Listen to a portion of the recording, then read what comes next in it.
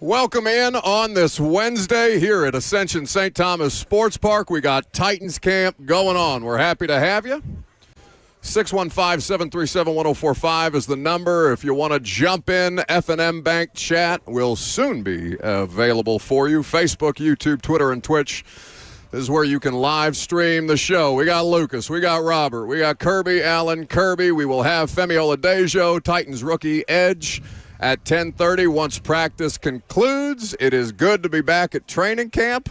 Feels like football season. We've got sweat. We've got routes on air. We've got ladder drills. We got so much sweat. And we got a lot of folks out here. Oh, yeah. It's good to have fans back in the house for training camp. We got a bunch of open dates throughout the course of this. I know there's going to be 2 weeks where they're on the road for joint training camp practices against the Falcons and the Bucks, or I guess the Bucks and then the Falcons.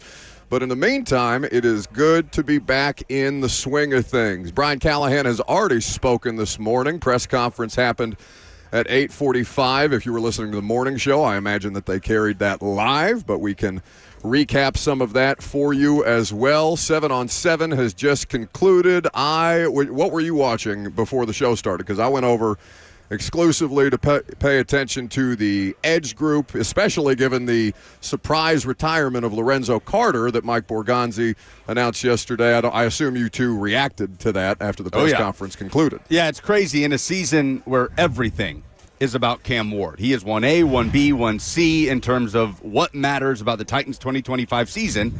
And on the report day press conference, he was like the 8th most important thing. Yeah. Because Lorenzo Carter retired, because L'Jarius Sneed and Lloyd Cushenberry are on PUP, because Will Levis got shut down for the season, and what was the reasoning behind that from his camp, from the Titans camp. So there were a lot of things about yesterday's press conference we had to react to. A lot of pissy responses. a lot. And then, of course, Big Joe Dubin, who is just over here to our left.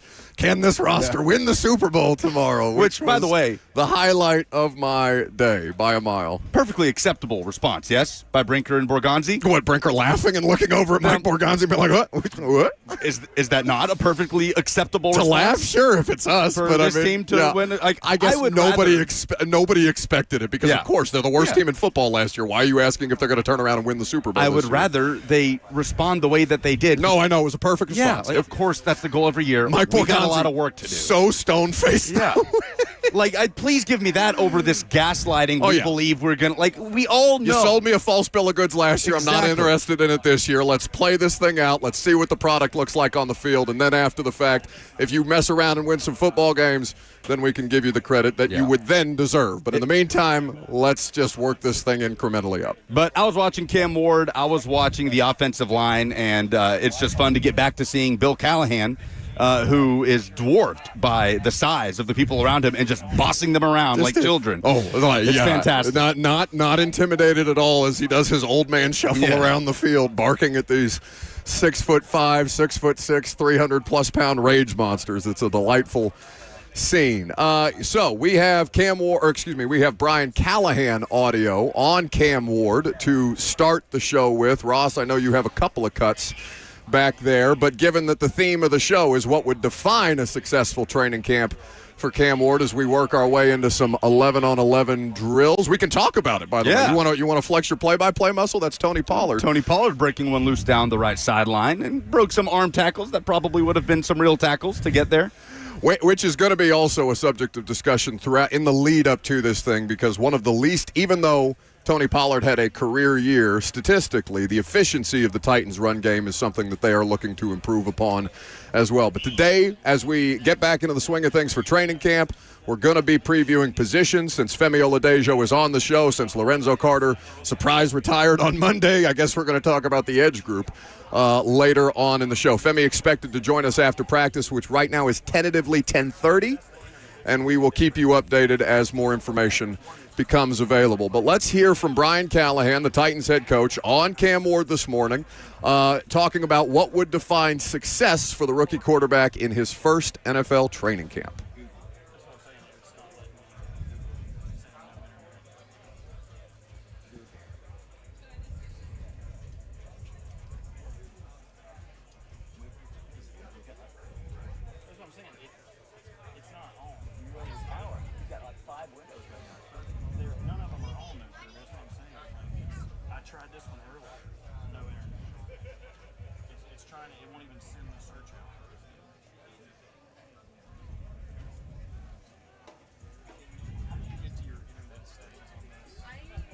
So that's Brian Callahan speaking on the quarterback room as a whole, as opposed to just Cam Ward, even though he was individually asked about Cam Ward. Worth noting, by the way, I'm sure you guys also touched on this yesterday after the press conference concluded, that they are not going to add a quarterback to this room, at least in the immediate. If they feel it necessary, they have options. There's practice squad guys. There's still guys who are available in free agency, but right now they're running it with Tim Boyle and Brandon Allen, or Brandon Allen and Tim Boyle, depending on how you want to stack these things, behind the rookie who is going to get the bulk of the snaps, who was going to get the bulk of the snaps regardless of whether Will Levis was on a bum shoulder or not. And obviously the Levis component has been taken out. He's going to California for a period of time. I assume that's where he's having the procedure. It is. That's what Callahan said this morning. Done, which is good. He's scheduled for surgery on the 29th, so hopefully he has a smooth surgical procedure and a smooth recovery process on after the fact. You want to call that? Little pass out into the left flat, escaping down the left sideline is a number that's escaping my eyes right now. Tyler Lockett. Wearing number 4. Yes. How many people do you think, we played that game of Where Are They Now? How many people do you think league-wide would be able to tell you that Tyler Lockett is a Tennessee Titan? Yeah, he would have been on that list if any other market played that game. We went through the whole offseason program without any ones and twos, right? Callahan didn't want all that. He wanted to mix and match. We had put guys together. My understanding, it was 2 Cam reps for every Levis one in minicamp, but that was only 3 days. But in terms of who Cam was repping with, right? They didn't want to have, these are the starters, these are the backups. It's day one on the practice field. They're not wearing pads, and we've got some form of that already on the field, right? Where Cam Ward is lining up with J.C. Latham on the field, and the twos out there with Brandon Allen just now completing a pass to Gunnar Helms. So it's training camp. So dudes are fighting for spots. There is very much a pecking order as soon as they step foot on the practice field. So you've heard Brian Callahan talk about the quarterback room at large and how he would define success for the unit, even though the focus is going to be Cam Ward. He's the most important thing out here on the field. There's 89 other players. Well, I guess 88 other players, because Levis is not obviously present today, but we can define success for Cam Ward in training camp later in the show, and you're welcome to participate too. 615-737-1045 is how you jump in. I meant to remind you, or tell you yesterday, that not just as Julius Chestnut takes a carry up the right sideline, I got many comments and compliments, mostly compliments, on my Brazil jersey yesterday. Oh, really? Out here, and then I did a little this is going to sound like a brag, but I did the Bridge Ministries yesterday. They feed the unhoused community over there at the. Don't smile at me. I'm not trying. I didn't bring this up, but I went out there. I'm just saying. Now lying about serving the community. People were complimentary of the jersey. You set me up for that. That's not fair. But anyway, Bridge Ministries does great work. Fantastic. I love that. I love that you did that work yesterday and that people loved that canary yellow. Your smile indicated otherwise. Your smile indicated that you wanted to make a joke at my expense, but there's plenty of time. Did you get a comment from Callahan, or was he not? You might not even. He was not. He wasn't out here yesterday. It was just Mike Borgonzi and Chad Brinker, who obviously spoke at length and, beyond the question of could the team that you field tomorrow win the Super Bowl, which got the most attention because what the hell are we talking about? It was a lot of – there's going to be a lot of focus, obviously, on Cam. But this pass rush group, I mean, Lorenzo Carter is not a deal breaker, right? This was a fringe end of his career potential rotational piece. Maybe he's better than Jalen Harrell. Maybe he's better than Ali Gay or any of these other bodies that they've brought in to supplement the pass rush group. But it just got to stay up on your feet. I'm sure the coaches are not going to like that. That's Kyle Mullings, number 28, with a carry up the middle, and trying to make sure that everybody stays up and healthy throughout the course of training camp, obviously. But the emphasis on the edge group is going to be, it's just going to refocus people on it, because a player retiring means just one less body. And there are going to be options out there on the free agent market, whether they're the top end of what's remaining, the Zadarius Smiths, the Preston Smiths of the world, or whether they're going to utilize this number 1 overall waiver claim that they have to pick off other people's practice squads and roster cast-offs and things like that. But we're just assuming that the pass rush is going to continue to be a weak group in year one, Lorenzo Carter or not. Yeah, a lot of people were waving this off like it means nothing. Like, I understand Lorenzo Carter. I mean, this is a guy that Didn't get to the quarterback once last year. He also missed a few games, played about half the snaps for the Falcons, but in his career has largely been a 3 to 5 sack guy season over season since coming out of Georgia. This team needs that guy. This team needs that guy more than arguably any team in the National Football League. They were one of the worst pass rush groups in 2024. There's not a ton of reason to believe that could be better unless Jeff Simmons, with a return to full health, and hopefully that maintains throughout the course of the season, and maybe Tavondre Sweat can give you some additional interior pressure to where your edge guys just have to clean up as opposed to winning one-on-one. I mean, unless Jeff has a monster year, we understand Titans are going to have to go sacks by committee, right? Pressures by committee. Like, there is not going to be that one guy, that 12-sack guy coming off the edge right now. You would like it to be the Family number 4 ranked defensive tackle in all of football. Sure. Are you talking about Jeff? Sure. Yeah. Or the developmental second-round rookie. But I'm assuming that Tavondre Sweat is not going to have a 12-sack season. Maybe I shouldn't. No, I thought you were referencing Family Deja having a breakout rookie season. Jeff. Yes, absolutely. Besides that, it has to be pressure, sacks by committee. Yeah. So you need all the help you can get. Corner blitzes, linebackers, different simulated pressures. You're going to have to.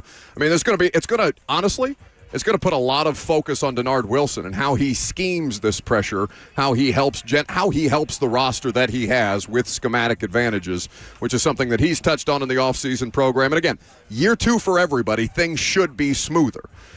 But we can take your comments, your questions throughout the course of the day. We're broadcasting live. Femi Oladejo is going to be on the show at 10:30 or whenever practice concludes. We'll keep you updated with the timing on that. I'm Buck Rising, live from Titans training camp. It's 104.5 The Zone.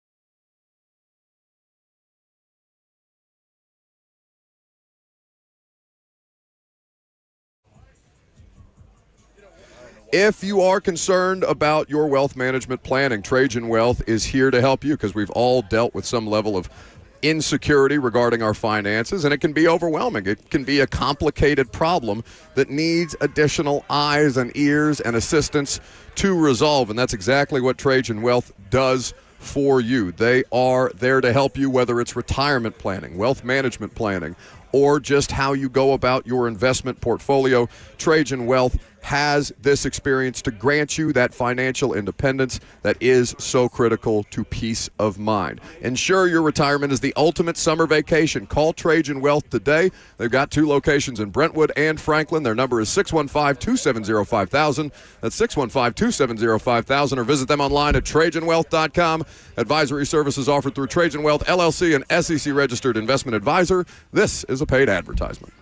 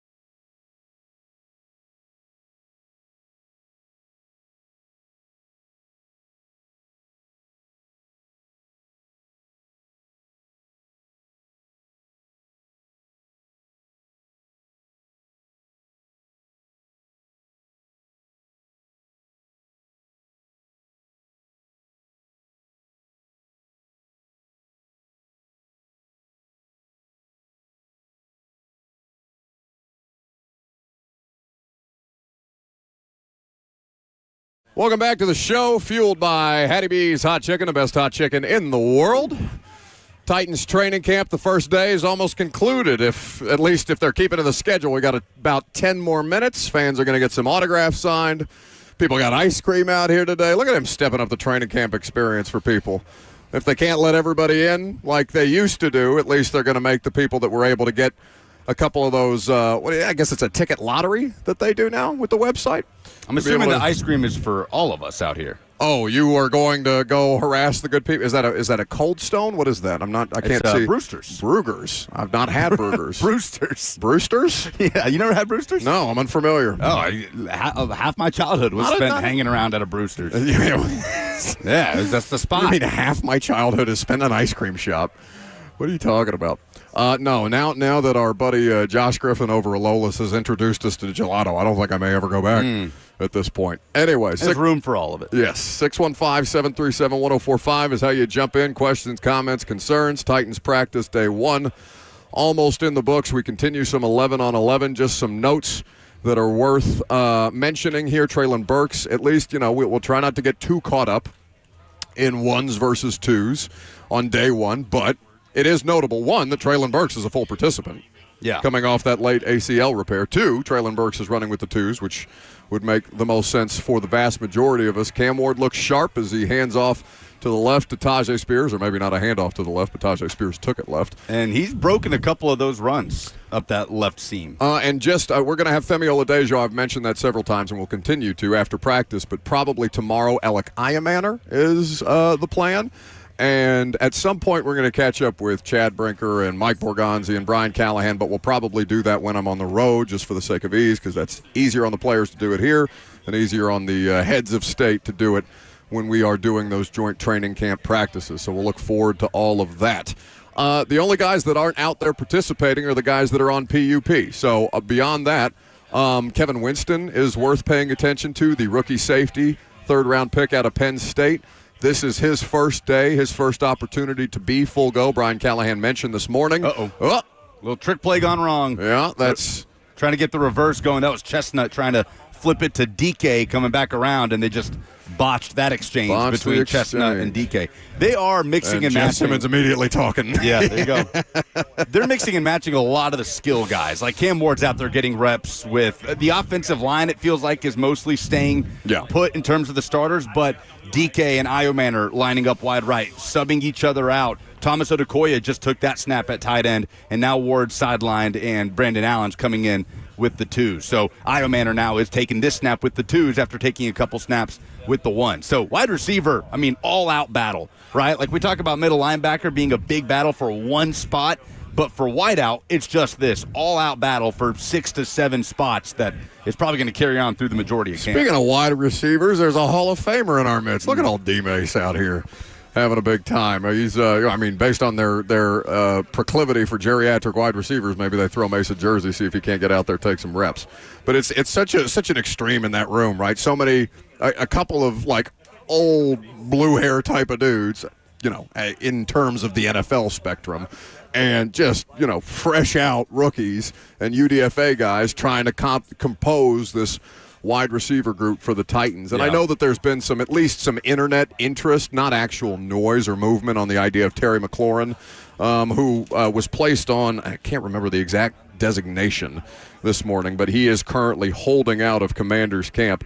He was placed on the reserve/did not report list. Reserve/did not report, as he continues to be dissatisfied with his contract situation. And I don't know if you've seen a level of dialogue from Titans fans on social media about wanting Terry McLaurin.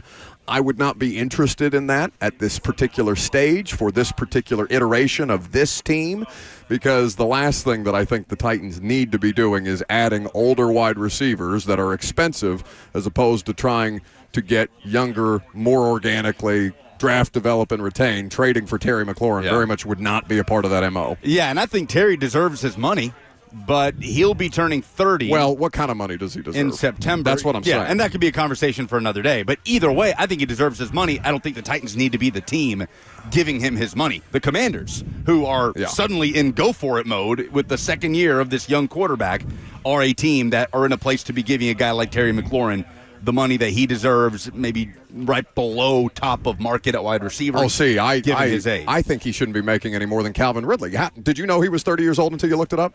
McLaurin? Yeah. Yes, but he'd been around for a little because we while. had talked about it. I was surprised to see how old he was when we talked about it earlier in the offseason. And what did Calvin end up making last year as a 29, going to be 30-year-old receiver? He made about $23 million, right? Yeah. I don't think that Terry McLaurin is not a $30 million plus player. I don't know, If you're man. talking about top of tier 2, then 23, 25 is about where I would cap that. Either way, I don't think the Titans should be interested in that, nor do I think they're interested. If an injury obviously happens, we can reopen those kind of conversations later. But right now, Terry McLaurin not reporting to Commanders camp. You know, he's on 5 straight 1,000-yard seasons.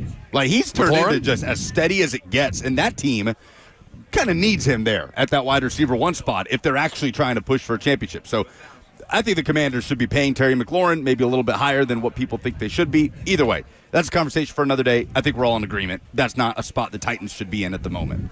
So, the spot that they are in is trying to, since it's the first day of training camp, and I know we touched on this a little bit yesterday. What are you laughing about? We're up and running on 104.5 The Zone TV. Robert Walsh, the hard work of Robert Walsh and Kirby Allen Kirby got us on camera, YouTube, Facebook, Twitter, and Twitch. So the F&M Bank chat is active. Oh, that's, I was not going to publicize the streaming failures that way, but it's good to know that we've rectified the situation. Bert was going to be sweating anyway out here, but he's been sweating extra. I want to publicize the victory of Robert and Kirby. Whereas I'm figuring it out. happy to take them out the way that I was before the show started, being like, fix it or I'll kill you.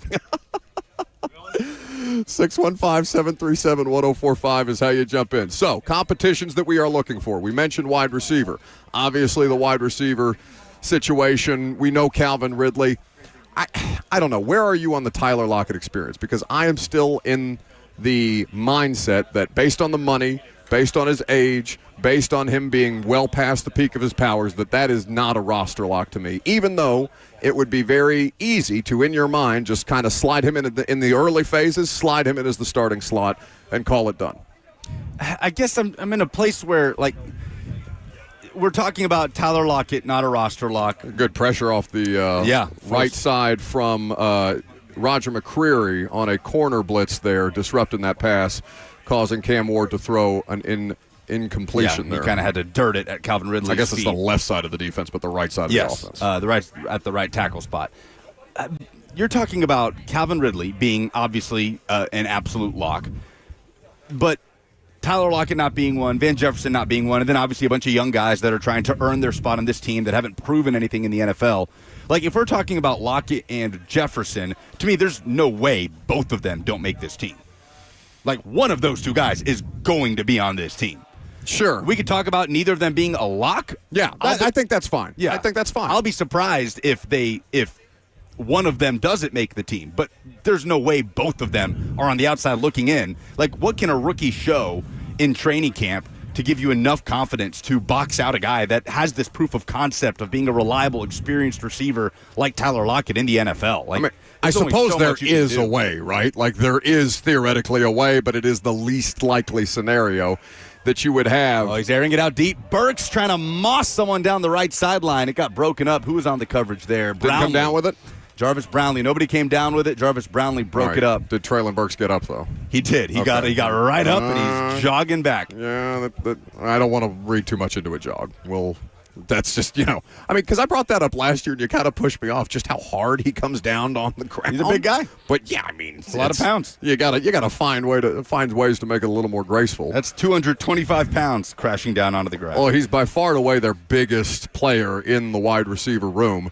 But again, the value of that has yet to be realized, and that's something that also Brian Callahan or more Mike Borgonzi and Chad Brinker but that right there touched on yesterday. Was a great opportunity to use that size to his advantage over a more undersized defensive back in Jarvis Brownlee. And credit to Brownlee, he broke up the pass. That's just a 50-50 ball aired out deep down the right sideline that Brownlee got the better of over Burks. So you would love to see him at some point start coming down with those. Obviously, that's going to be something to monitor throughout the course of training camp as well. We are live at Titans training camp, and as is the custom, there are a lot of things going on at the radio station that Lucas likes to keep you updated with as we await Femi Oladejo here. Practice scheduled to end at 10:30. They've got about 2.5 minutes left on the clock right now. We'll see if that's a hard 10:30 stop. Oh, I guess it's now 10:30 officially, so they're going to go at least a little over before fans make their way to the autograph signing area, and we'll chat with Femi. I don't know if Cam Ward is speaking today.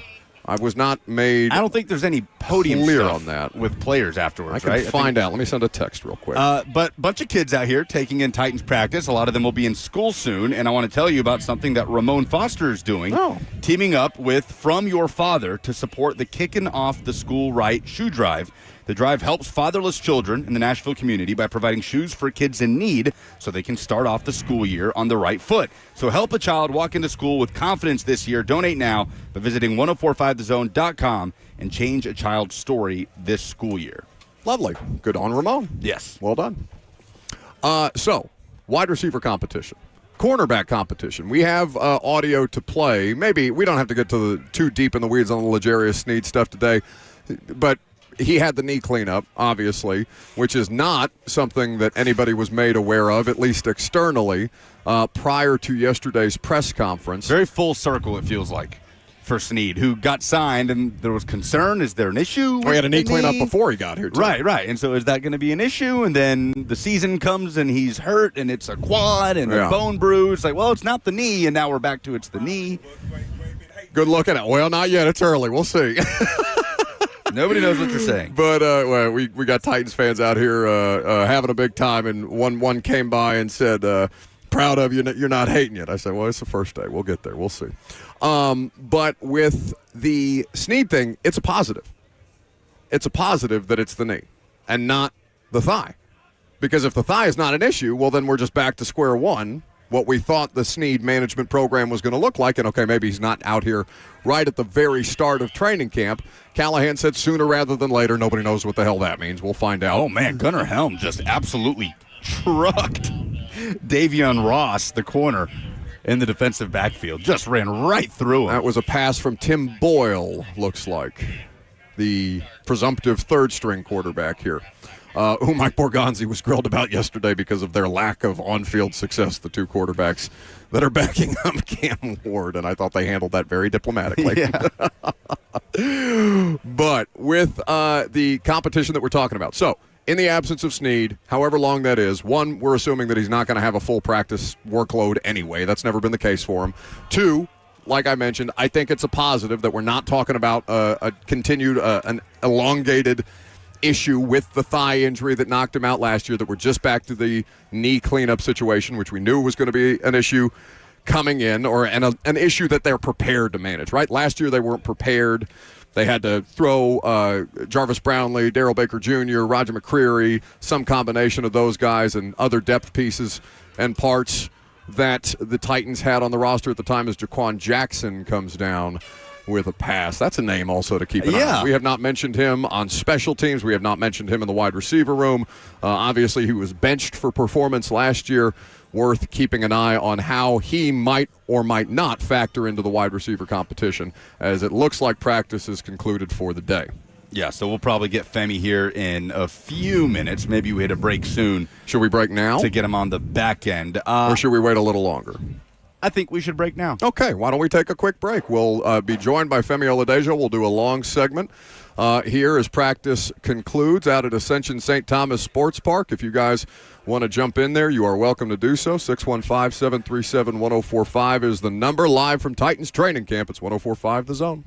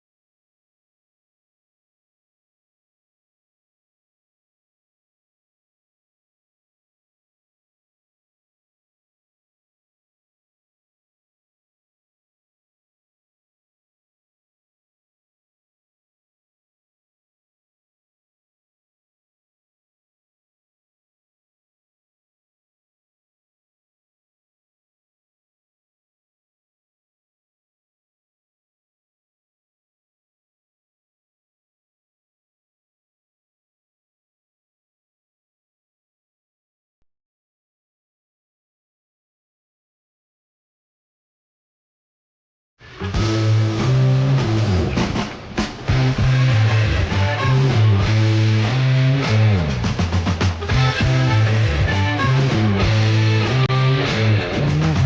back to the show. Fueled by Hattie B's Hot Chicken. Titans practice just wrapped up for the day. Femi Oladejo going to join us here in just a little while. We're happy to have you out here with us. If you're watching on Zone TV, if you're listening on FM radio, if you're listening on the podcast after the fact, thanks for sticking around with us. You made it. It's training camp. Everybody's happy about it. And we're looking forward to catching up with Femi. Now, what kind of dumb game show are you going to try and play with this man today? You're going to waste this man's time right out of the gate. First local media individual interview. You're going to play. Are we doing high key, low key? What is the Femi Oladejo? You'll see. His time is being wasted already, so we might as well have some fun with it. Just by nature of having to sit here with us. I do agree with that assessment. So we'll see how we waste the professional athlete's time. He is strolling on the practice field next to our buddy Josh Corey at the moment. So once he makes his way over here, we'll get it rolling. Well, there are small children that need autographs signed, and Femi famously is a big personality, a very warm and welcoming individual, unlike me. Yes. So I threatened to do weekly, or Bert threatened me with weekly positivity, since Femi is the ultimate positive force here. I don't know if we're going to do that today. I want to go a different route with Femi. Okay. We know he's positive. Oh, you're going to try and neg him? No, I don't want to neg. No, nothing like that. But he is famously positive, a ray of sunshine. I want to find out the things that he doesn't like. I want to find out. Normally, people would associate that behavior with me. I want to know what Femi Oladejo hates. Look at Kirby with ice cream. Ice cream and a cigarette. This man is happier than hell. Don't talk to me. You know I can't hear you right now. Get out of here. So we will catch up with Femi here in a little bit, and then after we speak with Femi, we will preview the rest of the outside linebacker group, which most recently obviously got a little thinner with the retirement of Lorenzo Carter. Unexpectedly, Mike Borgonzi said he was informed of that on Monday. He seemed a bit curt about that when we asked him. What else from Brian Callahan's press conference did you take note of that you feel warrants mentioning? We talked about Cam Ward, we talked about L'Jarius Sneed, and we talked about Lorenzo Carter. I do believe that it looks like Jeff is at the podium. Yeah, so maybe we go to that live here. Cam is also speaking at the podium. Yeah. So we will okay, let's go live to Ascension St. Thomas Sports Park. We'll hear from Jeff Simmons while we await Femi Oladejo joining us over here.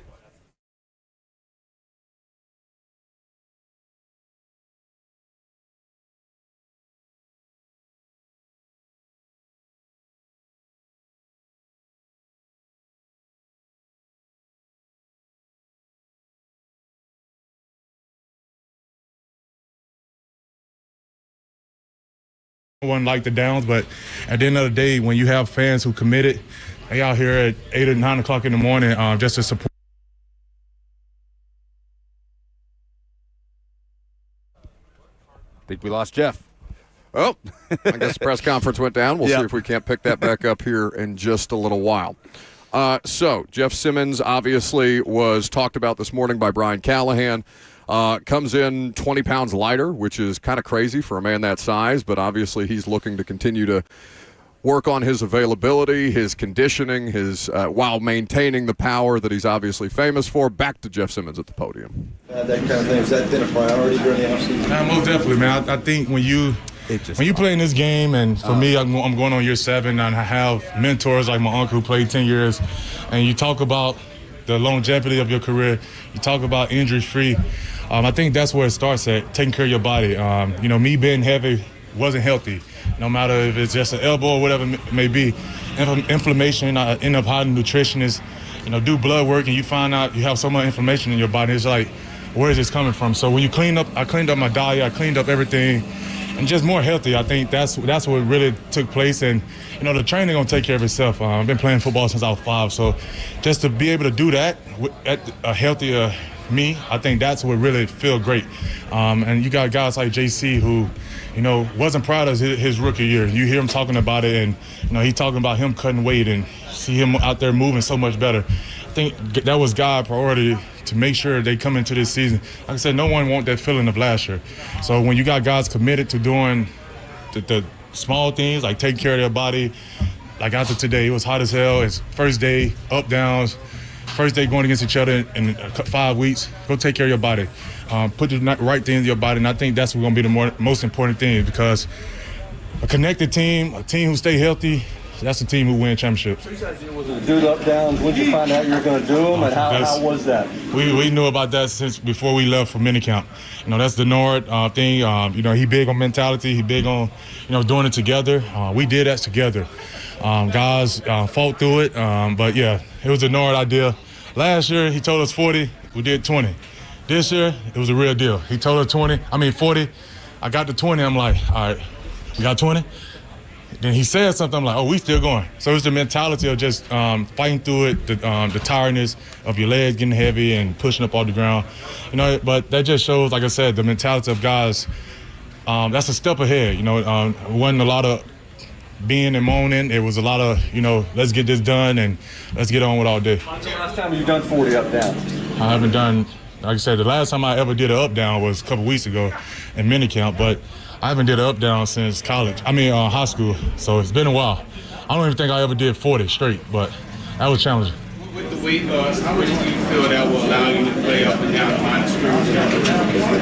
I think at the end of the day, it's all about trying to create matchups, because I was around 315, sometime 320 last year, and I was able to get on the edge and be able to try to get some type of matchup like against the Bengals and teams of that nature that I got on the edge last year. I think at the end of the day, it's me and Denard have to meet Denard Rock and this coaching staff. We're going to continue to talk throughout training camp, and it's a game plan thing. When we're playing against a heavy run team, no sense in me being out there. But when I'm able to find different matchups and you got a tackle who I know I can take advantage of, I think that's when you start talking to Denard and you talking to Rock like, Coach, let me get a rep out here or whatever it may be. But, right now I'm kind of just, we got guys for that, been on the edge. But, I'm always one of them guys that want to be versatile, want to be able to play up and down the line. But I'm all about how can I help this team. If I'm inside or whatever it may be, and I know I'm going to get the slide, then them guys on the outside need to go win. And that's what we talking about. We just talked about that right there in the group. Like, we have to win our one-on-ones. You got a one-on-one, there's no exception. Everybody got to win. So when you bought inside, with that loss weight, was there any focus on maintaining the strength? How was focus being able to still anchor? No, I'm not. I don't think I lost strength. I was even I came back a little lighter than I wanted to early on this minicamp, but my goal this last couple of weeks was to put body mass on, muscle mass. So, and I think that's what I did. So it's not even about the strength for me. I know I'm a strong person, strong man, I would say. And when I'm out there, even then doing minicamp, I was 297. I'm in there holding on a double team against Peter and. Then you go on the other side, you got JC, he 350. Like, you're going against a guy like that. Like, that's how you test your strength. And I didn't feel like I lost any of it. So, and right now I just feel like I'm better, I'm stronger than I was in minicamp. So. The front office guys, the coaches keep saying to us is you are what you emphasize. Just how much are you guys hearing that? How is the emphasis different this year than maybe what it has been past years? When you express things and you talk about it, no matter if it's leadership, no matter if it's your play, you have to come out there and prove it. And I think when we emphasize want to win, when we emphasize technique, we emphasize all the small details, and you put it on the field, that's what win games. We emphasize a connected team, a team that's together. Like, that's the only way we're going to win football games. And I think that's been the emphasis. The biggest word that I've been getting out of all this is unity and together.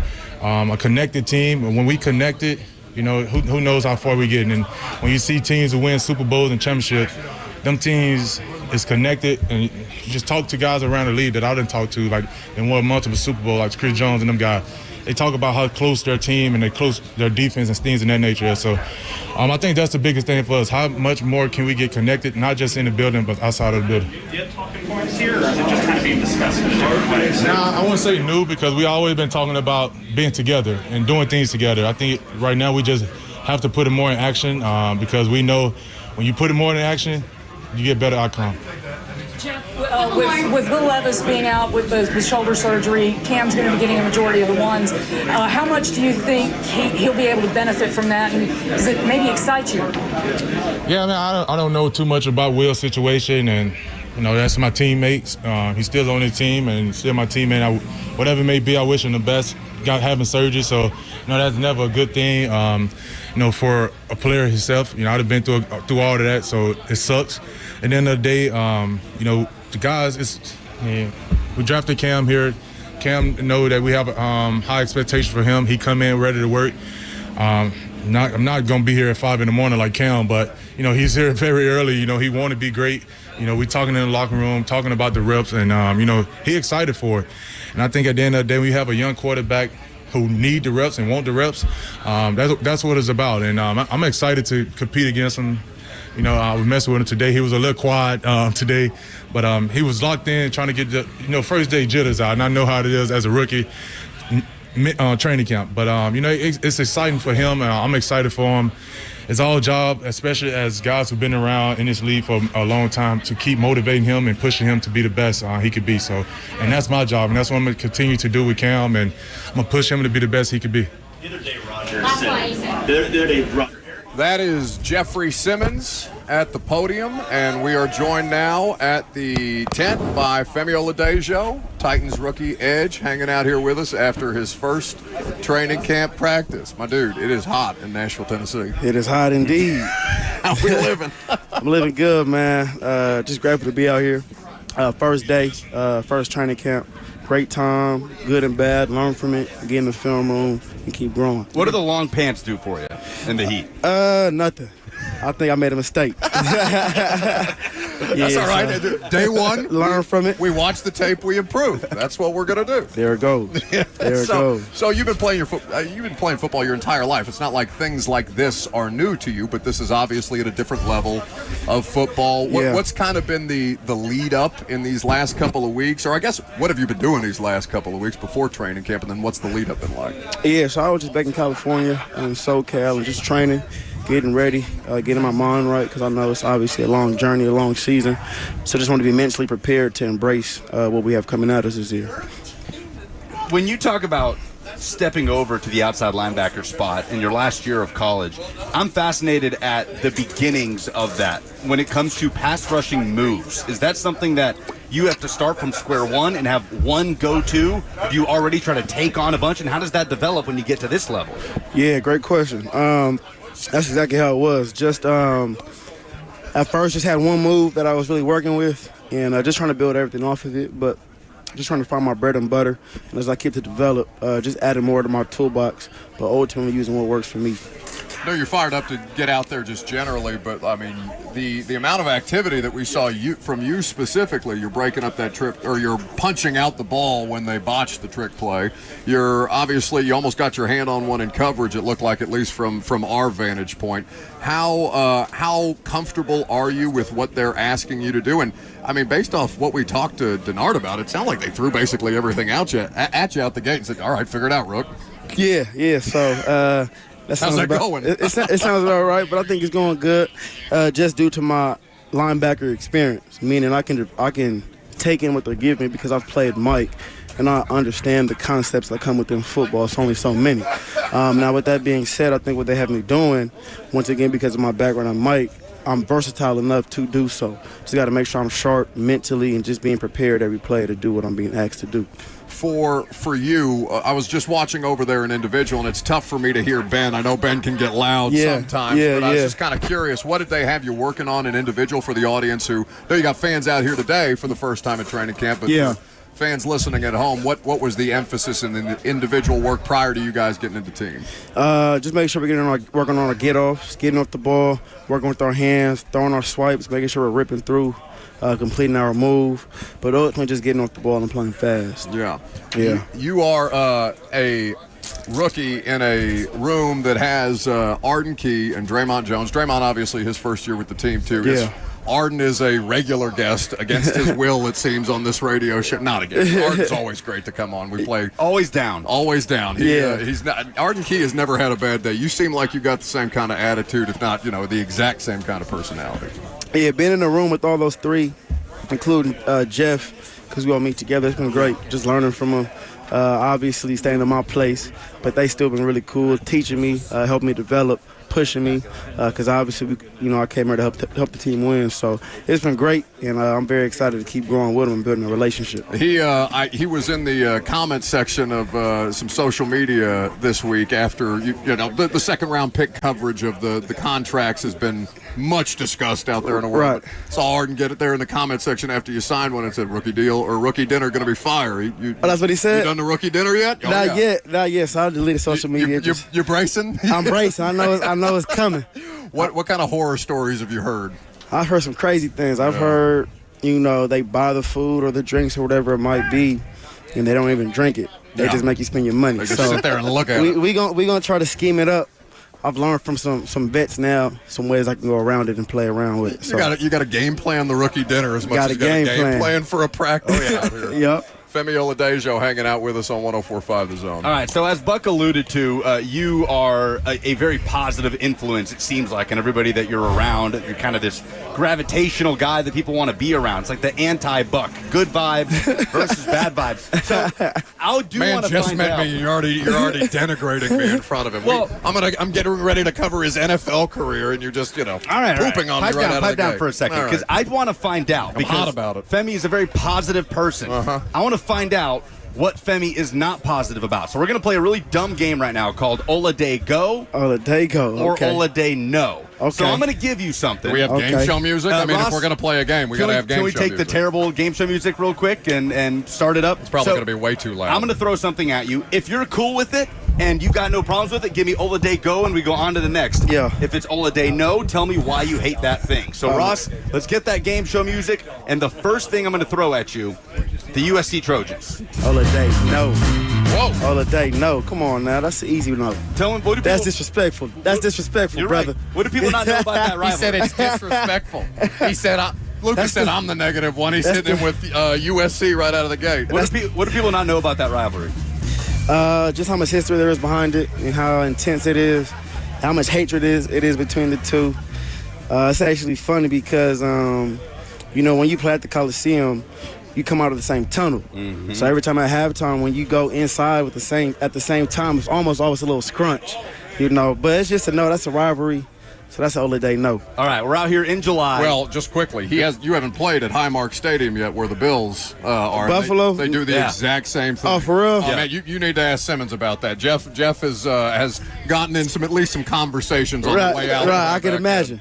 I think back to that. Was it Michigan State, where there's just an all-out brawl, yes. Both teams in the same tunnel? Always a recipe for disaster. Yeah. Showing up at 5 a.m. before training camp practice, Oladay Go or Oladay No? Oladay No. Not for you. Not for me. Now, I wake up at 5, but I do my morning thing at the house, and I get here at around 6. What's wrong with this quarterback that he's got to get in the building at 5 a.m.? That's insane behavior. That's insane. That's his thing. I mean, number one pick. He got to be doing something different. But, right. Yeah. We're out here in July. Tennessee weather in July, better than California weather in July. Oladay Go or Oladay No? Oladay No. I was just in L.A. Nice and breezy. Nice and breezy. Man, I went to San Diego over the weekend. Yeah. I'm telling you, Femi, I landed on Sunday night. I walked out of the airport and just got hit in the face with a wall of humidity. It's disgusting. You talking about here, right? Yeah, absolutely. I did coming too. back from San Diego. I got it on Monday. Felt like I landed in Nigeria because Nigeria the same way. So that's how I knew I was back in the humidity. Now, before you go to your next question, you, with your background, and how often do you get to go over? Do you still have family in Nigeria? Most of my family's in Nigeria, like uncles and aunties and cousins. But I went back last year, and that was my first time in about 10 years. So not too often, but my going last time was a really good experience for me. Obviously, I was much older. Could actually enjoy the experience, see my family, and be home in my roots. I'm going to assume that most people in the Middle Tennessee audience and Western Kentucky and everywhere else that we're broadcasting today have not gotten the opportunity to get that far outside of their comfort zone. What's the most important or the best cultural thing about Nigeria that you could tell the Middle Tennessee audience about? I would say just family parties, the dancing atmosphere, the family vibe in terms of eating, dancing, having a good time. Laughing. It's funny because obviously it's a third world country and it's less privileged. But despite that being the case, you still see people that are really happy and joyful. So it's always good being in that environment, and it makes you grateful for what you have here in the States. All right, go ahead with your dumb game show. Well, isn't that a cool thing, though? 10 years after you've seen your family, you're at a totally different place in your life, but you feel like you can just pick up where you left off. Pick up where you left off. It's crazy. Crazy how that works. Yeah. All right, last one for you because you crushed this hot chicken challenge with the rest of your rookie class at Hattie B's. We love Hattie B's. They're on our sugar show. mama around here. The best hot chicken in the world. Yeah. But generally, the hottest hot chicken, Oladay go or Oladay no? Oladay no. Oh, you see, you Did you make it to shut the clock up? You made it? I made it. I don't know if y'all seen. Did you see the contest? yeah. I we saw saw a little bit, yeah. I think I had maybe like up to 18 of the just back to back. Femi, that's disgusting. It was Respectful. it was for some cheese though. You know what I'm saying? Shout out Cam. But well, yeah, because he's sitting there egging you on. right. That's South Florida. How long's the recovery process from that? I would say legit it was probably like 30 minutes. Yeah. It was probably like 30 minutes, That's but not bad. it wasn't horrible. And I the know. reason I say no is because, like I said, I'm Nigerian and we eat a lot of spicy food. So I grew up on spicy. I've honestly had hotter things from my mom. Not like often or regularly, but like there'll be times where I say, let's eat some spicy food and she'll cook it up. It's good chicken, though. It's good chicken. It's good chicken. It's good chicken. Y'all, they got competition though.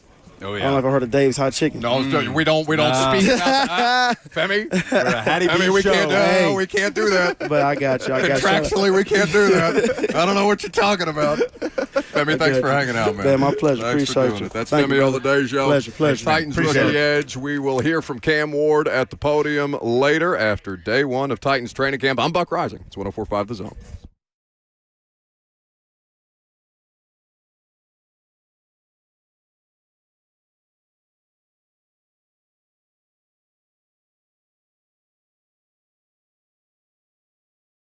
Thanks, Femi. Friends, if you're new to Nashville or you've been here a long time, odds are you've got a clean-out project that the missus would have liked to see done by the spring. Spring has come and gone, and we're deep into the summer. And the most reliable folks I know that can help you are the people at J&J Services. For over 2 decades, J&J Services have been providing dumpsters for local businesses, construction sites, home cleanouts, and demolitions. They provide commercial dumpster service for your favorite restaurants and convenience stores, and they provide roll-off dumpster service for everyone from a 60-story high-rise to your neighbor's farm. J&J Services can offer trash compactors, making those large loads a little bit smaller, and they can supply you with porta potties for your special event. For the safest, most reliable service you can get in Middle Tennessee, call them for a free quote today at 615-599-7778. JandJServices.com, where they always keep it trashy.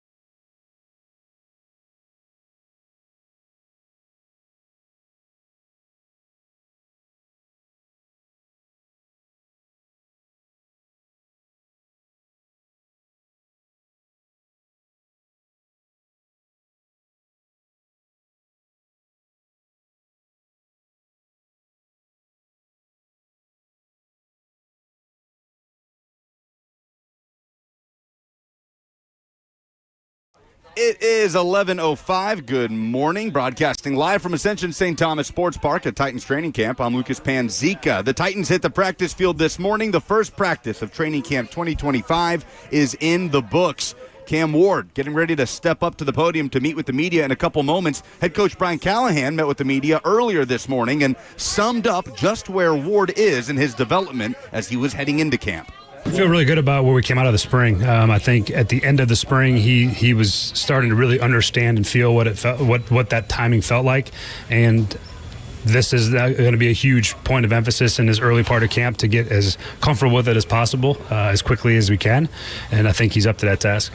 The Titans officially placed center Lloyd Cushenberry and cornerback L'Jarius Sneed on the PUP list to start camp. Mike Borgonzi said yesterday they are both week to week, and Borgonzi revealed yesterday that Titans outside linebacker Lorenzo Carter is retiring at the age of 29, and the Titans were notified the day before report day. For all your foundation repairs and waterproofing needs, visit USSTN.com. Breaking news at once on your home for the Titans and Vols. This is 104.5 The Zone.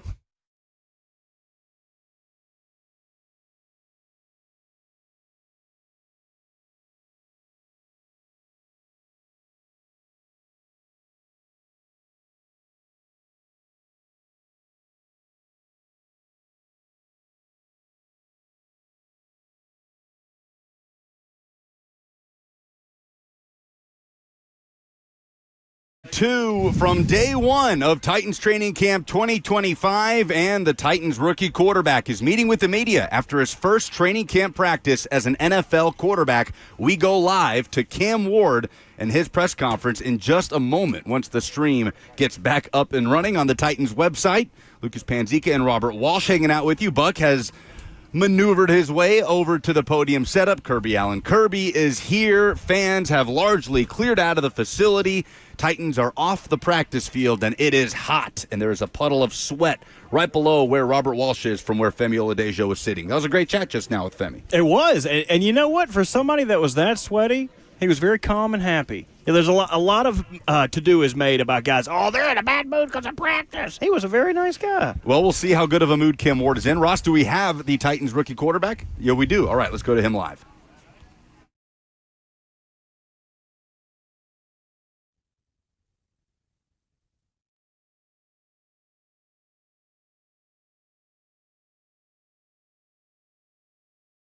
All right, we're going to get to Cam Ward as soon as we can. A few technical difficulties. Day one of training camp. It's preseason for everybody. These are the things that we say when mistakes happen.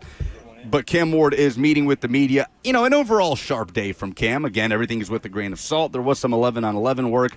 No pads are on at this moment in time, and he is getting the majority of the reps. And that was a big thing throughout the course of spring ball, mini camp, and Brian Callahan didn't really want the reps to be a big narrative about how many Will Levis is getting versus Cam Ward versus Brandon Allen. Well, that seems to be out the window as, you know, it's crunch time. Here we are. It's late July, and the season starts in less than 2 months. So Cam Ward practicing with the ones and getting most of the reps as he will throughout the first portion, of course, and throughout the course of training camp. And a few quotes of his coming down, saying day one of training camp went great. He felt good about his timing, and it's important using this time to go from one level to the next. And we'll try again to go live to the Titans rookie quarterback. When I need to flip it or not, just knowing the blitzes that come in hand with it, to take some pressure off the running back, have my line going to it, so I'm able to have a check down. When you guys grade throws together in the quarterback meeting room, is there usually a consensus on whether throws A, B, C, D, whatever? Yeah. At the end of the day, it's ball placement. Can't be behind them. We got to be at least on his chest to, get a good enough grade. But we're all just trying to make each other better every day. Brandon and Tim, they've helped me get to this point just with their experience and their past. So I'm excited to, have those guys in the room with me. What percentage A's do you think you throw? You said what? What percentage of your throws are A's, do you think? Not good enough yet, so we'll see. What was kind of your reaction to the news that Levis had decided to have surgery and is kind of subtracted from the quarterback room now? I really didn't have a reaction. I focused on Cam Ward. He made what was best for him. You can't be mad at somebody for doing what's best for him. So I wish him a speedy recovery. I'm hoping to see him in the building a lot more. He's helped me in OTAs, just learning the install of everything. So he's a good football player. When he's ready, when he's healthy, he'll have his chance to the field. Calvin is one of your most tenured wide receivers, and he just raves about you. And what is it between you guys, that relationship, maybe just seeing eye to eye, that can make you guys a special duo? I just think someone who understands me, where I want to put the ball.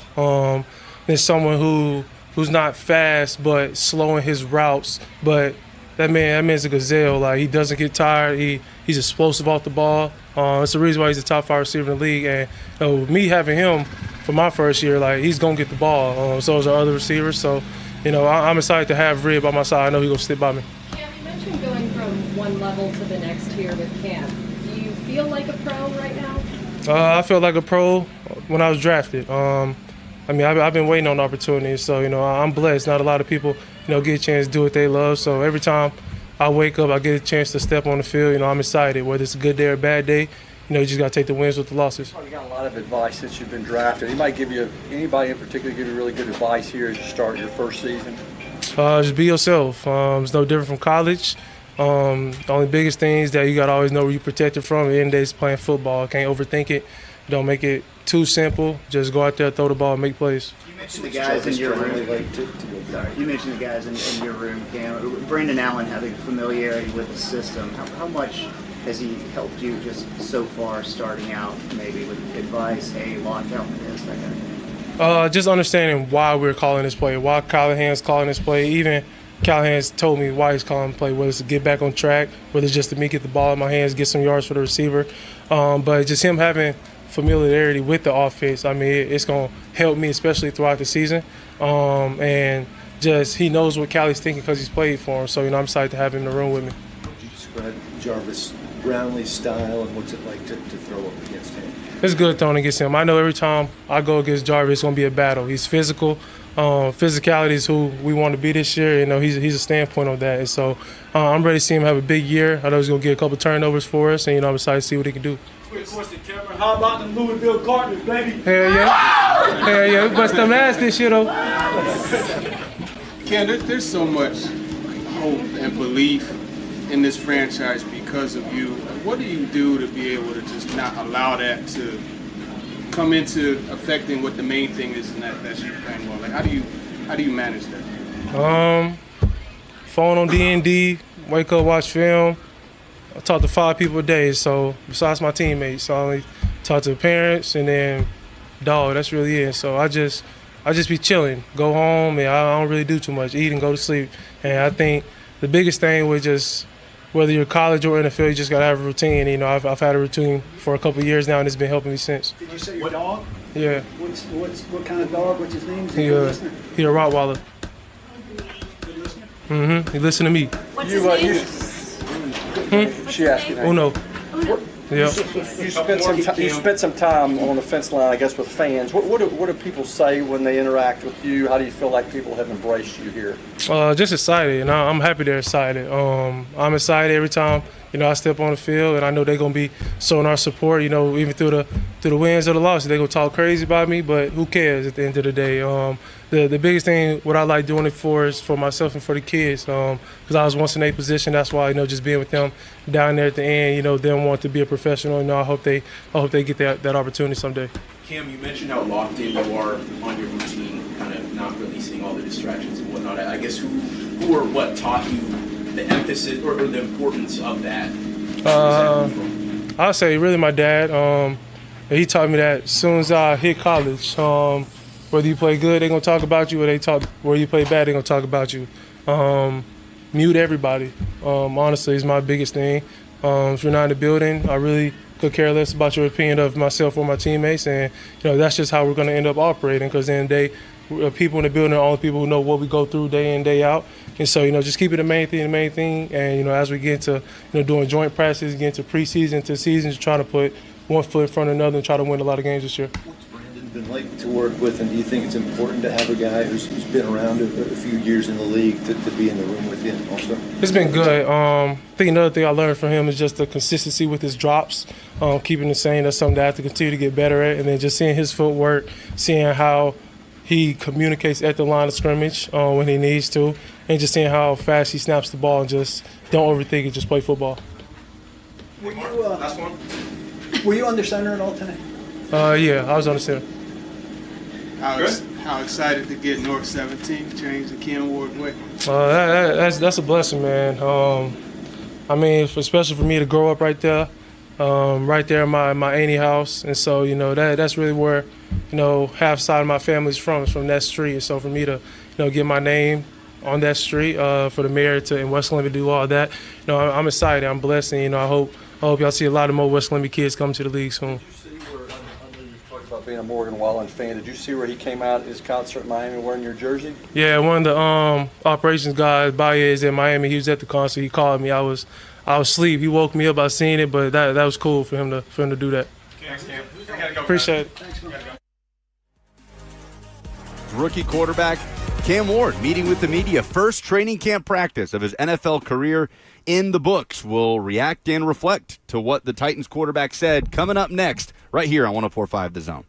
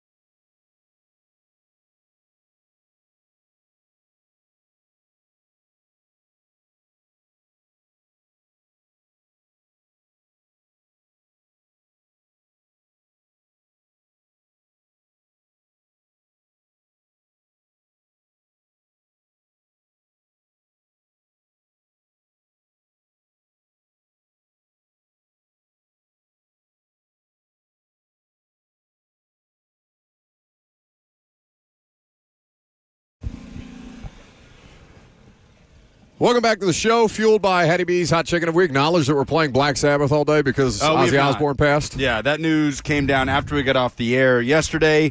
What a run. 76 years old. Legend. Well, and he just recently performed. Oh, yeah. He had this crazy goodbye tour where anybody who is anybody in rock and roll and metal appeared on stage at one point, sent a tribute at one point, and he sounded amazing. On top of it, he was seated in that big throne chair, wasn't moving, but still sounded phenomenal. So yeah, legend. We're going to get back to what Cam Ward had to say at the podium here in just a second, but it is crazy to me when something like that happens because he passes a week and a half after his last show. Like what that must be like. Not to get morbid or too meta here, but the idea of you got one last gasp here, and keeps you going, and then that's it, right? I mean, that's the one thing or maybe it's not the one thing, right? He's family, loved ones, all these different things, but like you got one more left in you, and you're going to give the audience a hell of a show, and then after that, that's you give yourself a week and you fade away. Keeps you going. That's crazy. You see it sometimes with longtime football coaches. I think Bear Bryant passed away like 2 months after his last game coached for Alabama. Yeah. In the early 80s. Well, and obviously keeps you going. Much different situation given the scandal around it, but I mean the same with Joe Paterno when it finally ended that there was nothing else, no other reason to continue to push through that way anyway. Speaking of, you see Nick Saban maybe getting back into coaching? That rumor. We did talk about that peddled out. That is the one. You didn't bring me one? Thank you. Well, no, I don't want one, but you didn't even bother to bring me one. Which one do you want to give me? It's going to melt on your hand. Oh, the strawberry. Robert brought Lucas ice cream. Thanks, buddy. Strawberry is, ironically, strawberry and pistachio are my two favorite. I don't want one. Thank you, though. I appreciate it. Want some of mine? No, it's okay. No, do not try and spoon feed me on the air. I will swat that ice cream out of your hand. Kirby, that's the first time I've seen Kirby get upset. Get it out of here. What did you get? What kind of ice cream is stuck in your beard now? What is that? Sea salt caramel. Ooh, that is tempting. That is tempting indeed. Well, you're not here to hear about our ice cream coverage, but you are here to hear from Cam Ward, who just spoke at the podium.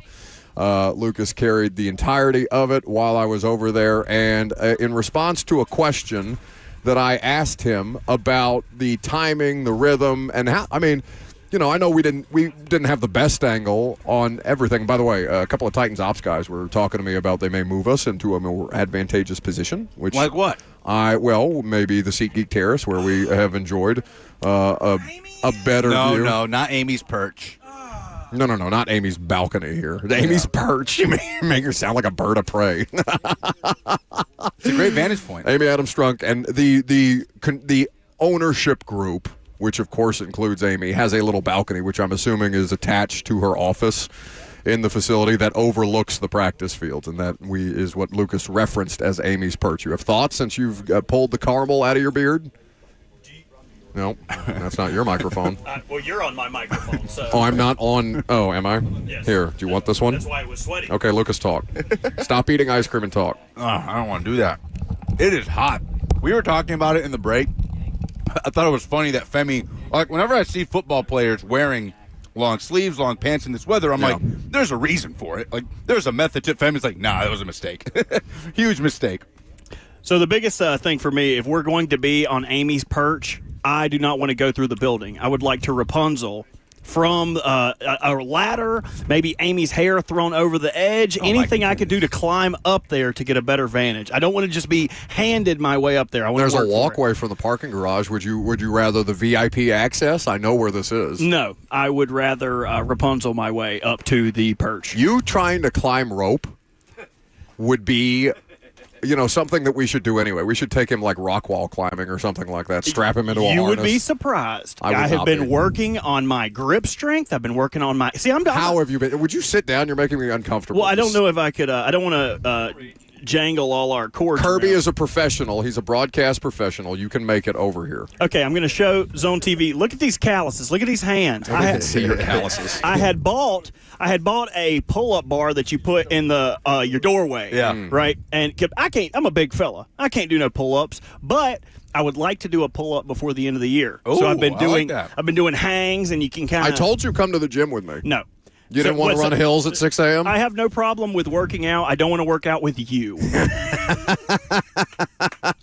I don't want to work out with you because most people be like, "All right, come on, buddy, get do what you can do." Oh, I will absolutely crush you. Get your fat ass up. But also, I want to You're work embarrassing me, and then I kick you. I don't want to do a class. I don't want anyone to push me. I want to work out at my leisure. That's not how you're supposed to work out. Kirby, thank you. That's not how you work out. No, you're supposed to have somebody. It's efficient. You get it done and over with in 45 minutes, and you get on with the rest of your day. How much better, how much more energy would you have if you didn't have to worry about going to the gym after this? I don't want to be challenged. I want to go.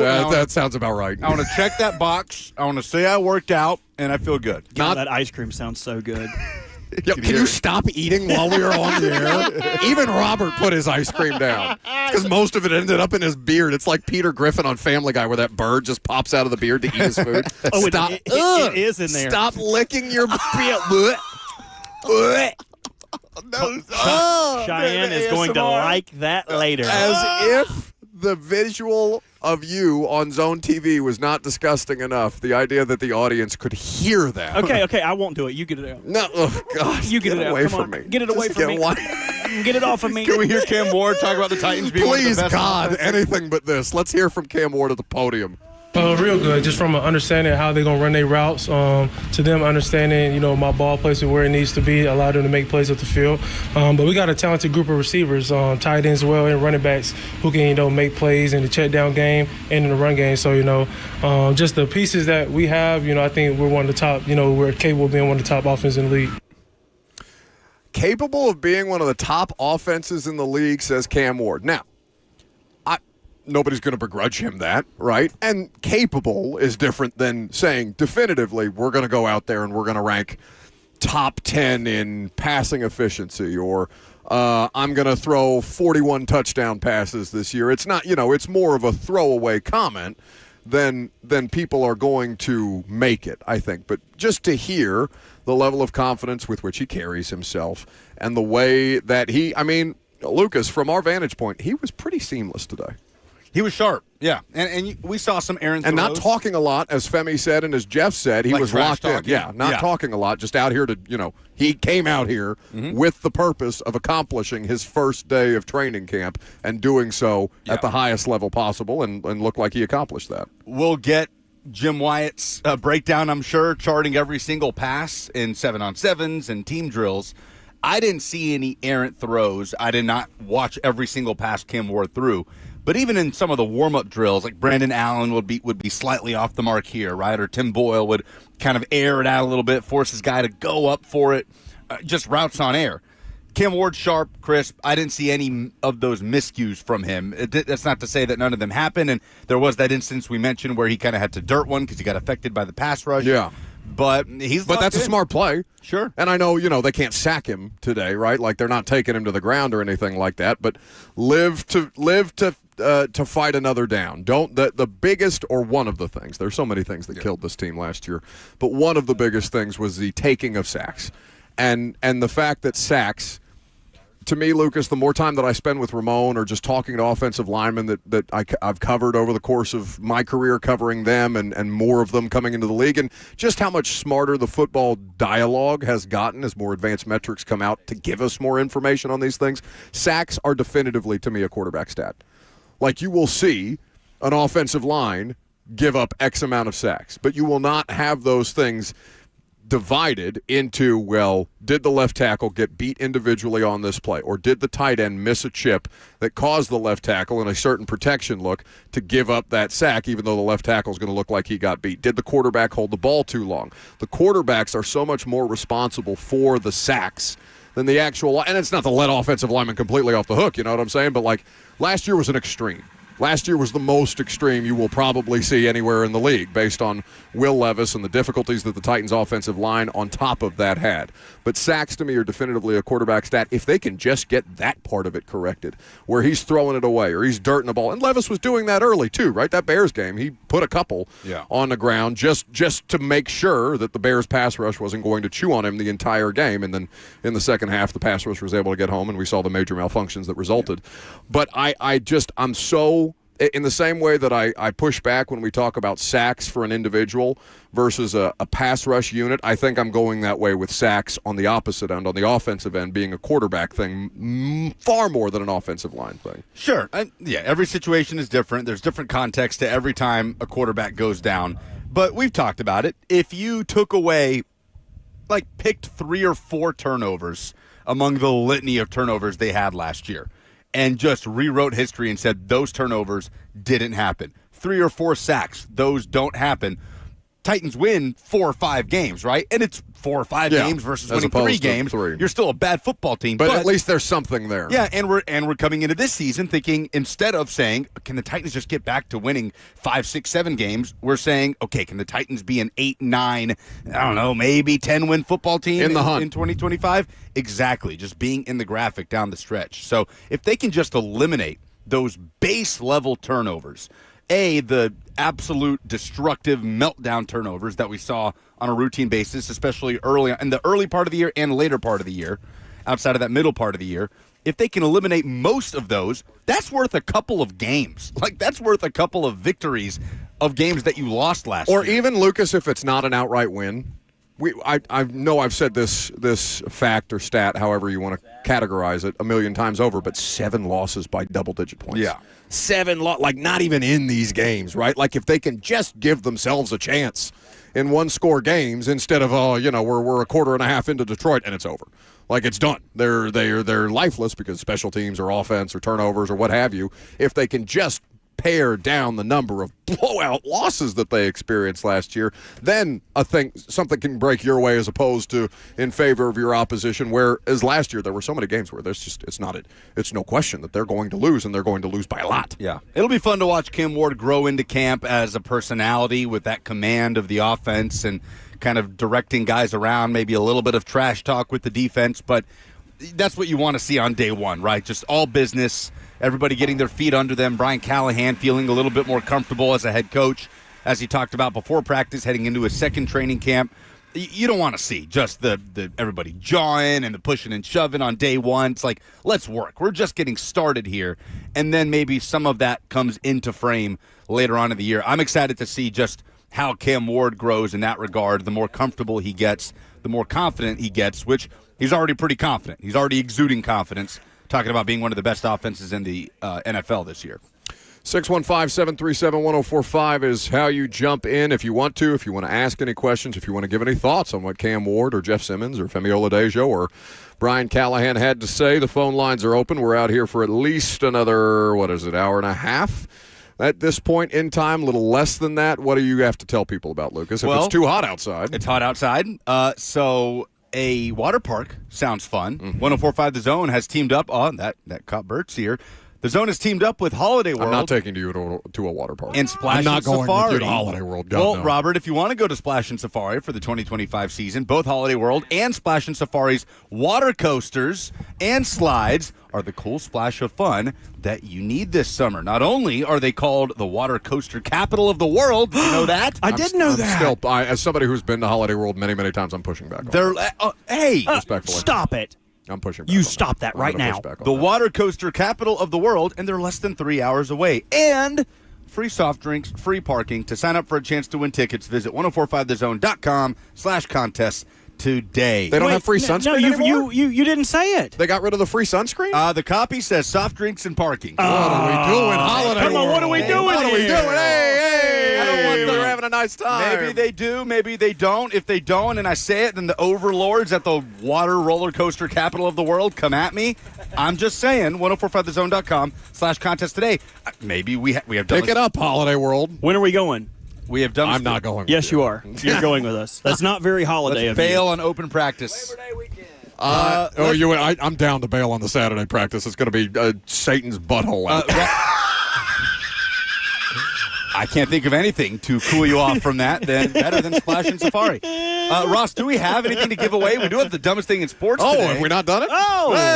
Maybe Ross, I don't know if you have checked if we have a giveaway. 0% chance. People forgot about Ross because we left him alone back there in the studio. We're all eating ice cream. We're having a nice time.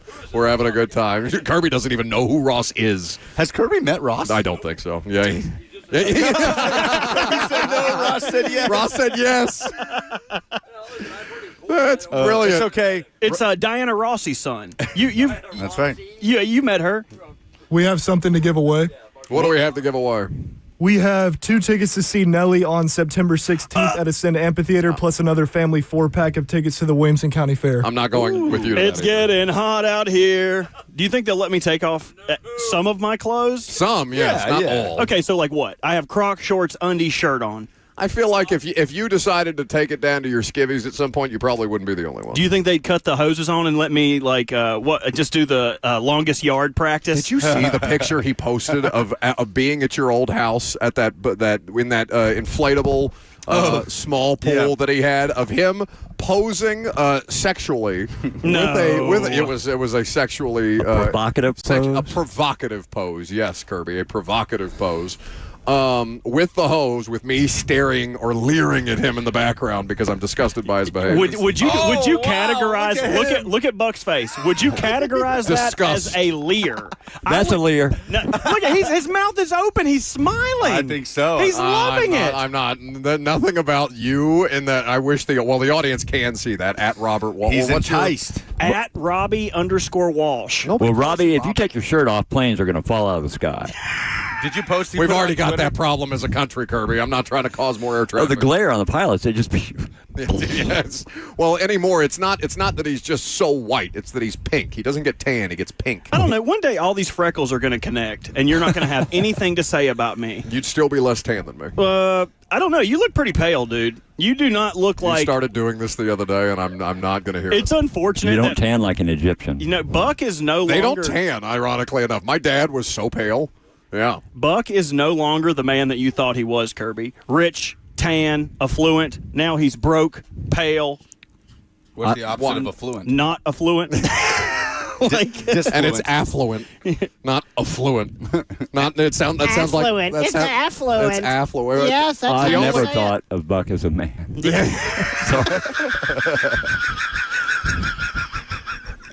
The fact that I can still hear the bronchitis in your voice I'm wheezing it out. is disgusting. Get out of my body. By the way, I don't know what the Venn diagram. What were we supposed to do in this segment? Well, I'm just Dumbest saying. thing in sport. Oh, that's coming up next. Coming up next, we have the dumbest thing in sports, and I don't know what the Venn diagram is of people wanting to go to Nelly and also the Williamson County Fair, but I feel like it's a pretty. The best submission will get tickets to both. Okay. 615-737-1045 is the number. If you want 2 tickets to Nelly and a family 4-pack to the Williamson County Fair, you call us in the next segment and you give us the dumbest thing in sports this week. 615-737-1045 live from Titans Training Camp. It's 1045 The Zone.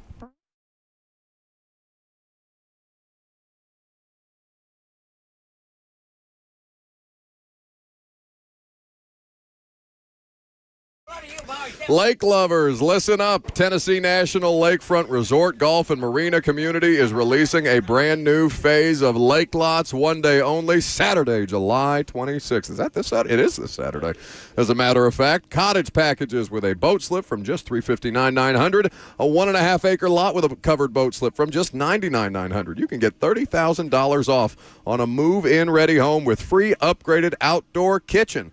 Private golf cart access to a new marina and resort, 10 miles of walking trails, 3.5 miles of shoreline, a brand new 26,000 square foot clubhouse, waterfront concerts, pickleball, pools, on-site coffee shop, and much more. Play on the lake or simply relax at the waterfront restaurant just 20 minutes from Knoxville, Tennessee. Financing is available. Celebrate the lake life and make memories. This limited property release this Saturday, July 26th. Visit TennesseeNational.com or call 865-408-9992. That's 865-408-9992 to secure your private tour. Memories begin here at Tennessee National.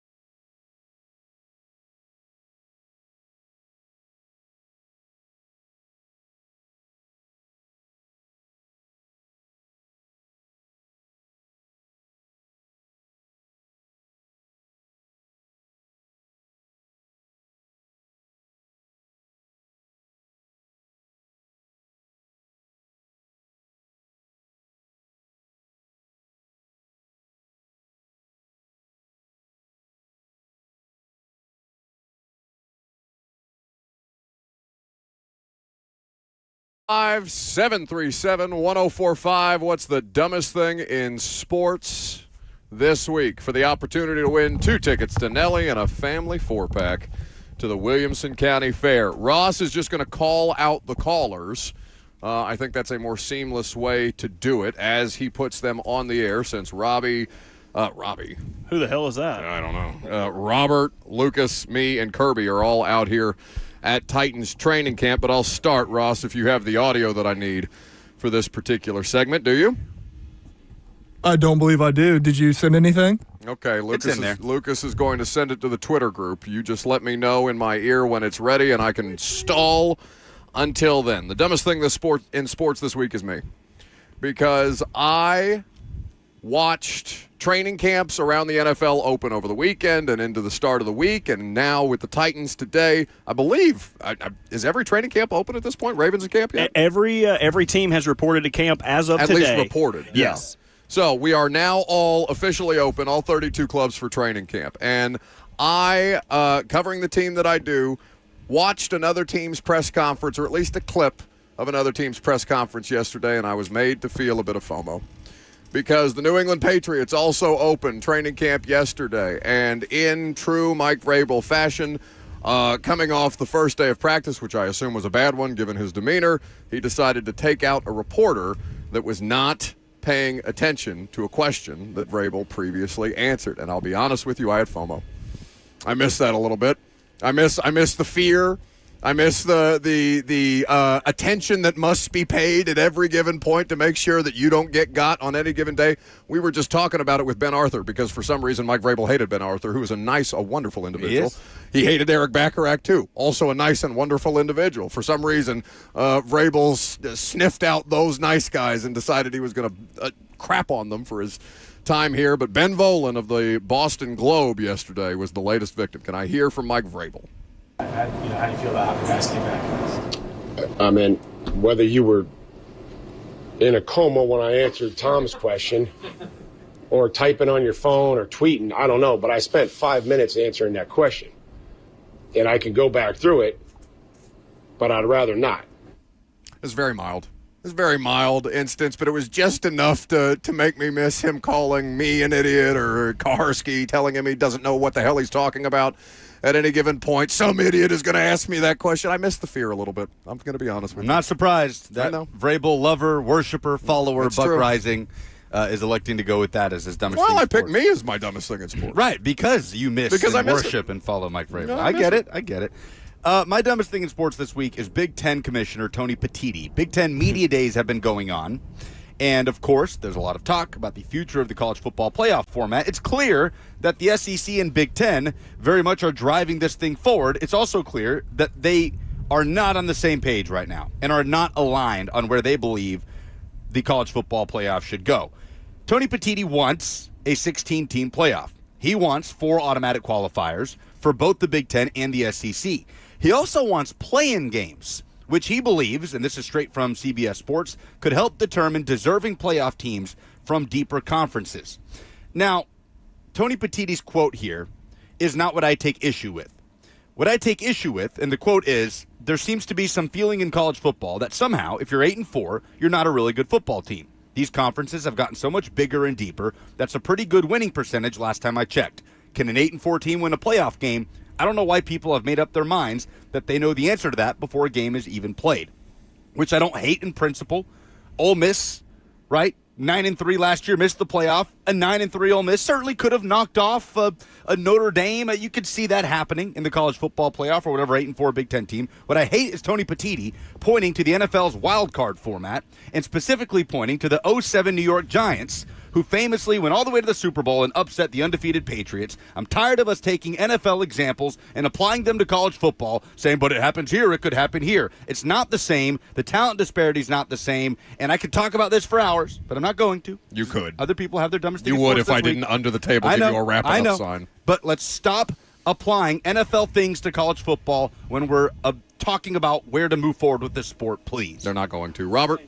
My dumbest thing in sports is while there is not a quarterback battle going on here in Nashville, I thought there would be a closer quarterback battle in New York, where Brian Daboll let the media know today that Russell Wilson is the clear-cut starter. Nothing wrong with naming Russell Wilson the starter in July. That went perfectly fine for the Steelers last year, didn't it? Oh, wait. They had to start Justin Fields for the first few games of the season. Then they brought him back, even though Justin Fields didn't really have that bad of a game. So then there was controversy, and when they wanted to re-sign Fields, Fields was like, nope, you guys didn't see me as a starter. I'm splitting town. Nothing wrong with naming Russell Wilson as your starter this early, right, Brian Daboll, who's fighting for his career, his life in New York? Let's just see how it goes. But but do you really want to leave it up to chance on Jackson Dart? Like, I almost don't think he has a choice. I was talking about Jameis Winston. I was not talking about Russell Wilson. But to Wilson's credit, I've seen a lot of highlights of him today. Had a good practice from New York Giants camp, hit Malik Neighbors in the end zone a couple times. I just would not have come out and been like, yep, he's our starter, guaranteed, week 1, unless something happens. That's my dumbest thing in sports. What could go wrong? Yeah, right. 615-737-1045 is the number. Ross, who's up first? We will go to Drew up first. Drew, remember to stay on hold after you give your call for the opportunity to win those tickets. What you got? So, yeah, from Tuscaloosa, first and foremost, so that's going to be a little... But anyway, my dumbest... yeah, I'm here. So, yeah, I know. What you got? Oh, no, sorry. No, I'm door dashing right now, so I have a... I don't care. Give us your dumbest thing in sports. Next one. Gosh almighty. Get out of here. Are you kidding me? Holy hell. Hold on, let me drop this off real quick. What, are you going to take us to the door with you? Can I go? I have the dumbest thing in sports. Oh, my God. Kirby has a submission. You shouldn't be vacuuming carpet. I don't care. Should be directing traffic, vacuuming carpet, or doing anything else when you're trying to call into a radio show. That's fantastic. Who is next, Ross? Please pick better. All right, hopefully Peyton can do better. Holy hell. Go, Peyton. Hey, what's up, guys? What's up? My dumbest thing in sports is Jerry Jones, soccer. Yesterday he was talking about the contract situation with Michael Parsons, and he said the only reason... He said, even if we sign him, it doesn't mean that we'll have him because he missed 6 games last year. He then also states that they made Dak Prescott the richest player in football, and he missed 2/3 of the year. And then he went on to say, I don't really like the 4-, 5-, and 6-year contracts because you could walk outside tomorrow and get hit by a bus. So Jerry Jones is my dumbest thing in sports. That's a good one. My Apple Watch just sent me a notification that I'm being too loud because I hit 90 decibels while yelling at the DoorDasher. Who's next? Glenn is next. What do you got, Glenn? Regular season Titans tickets for sale, guys. Radio commercials are not promoting the first overall pick, Cam Ward. Instead, come see Patrick Mahomes and the Chiefs in December. Tell you what, my mid-July prognostication is the dumbest thing in sports in July is in December, y'all will be complaining that there's not enough Titans fans in the crowd. Peace. Nice. Very efficient. Is that us?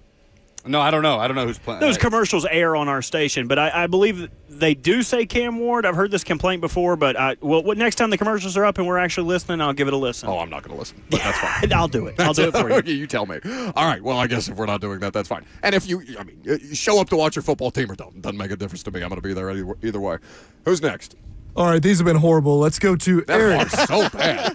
God. Ross, I love it. Off the top row. Who's next? Eric. Eric, what do you got?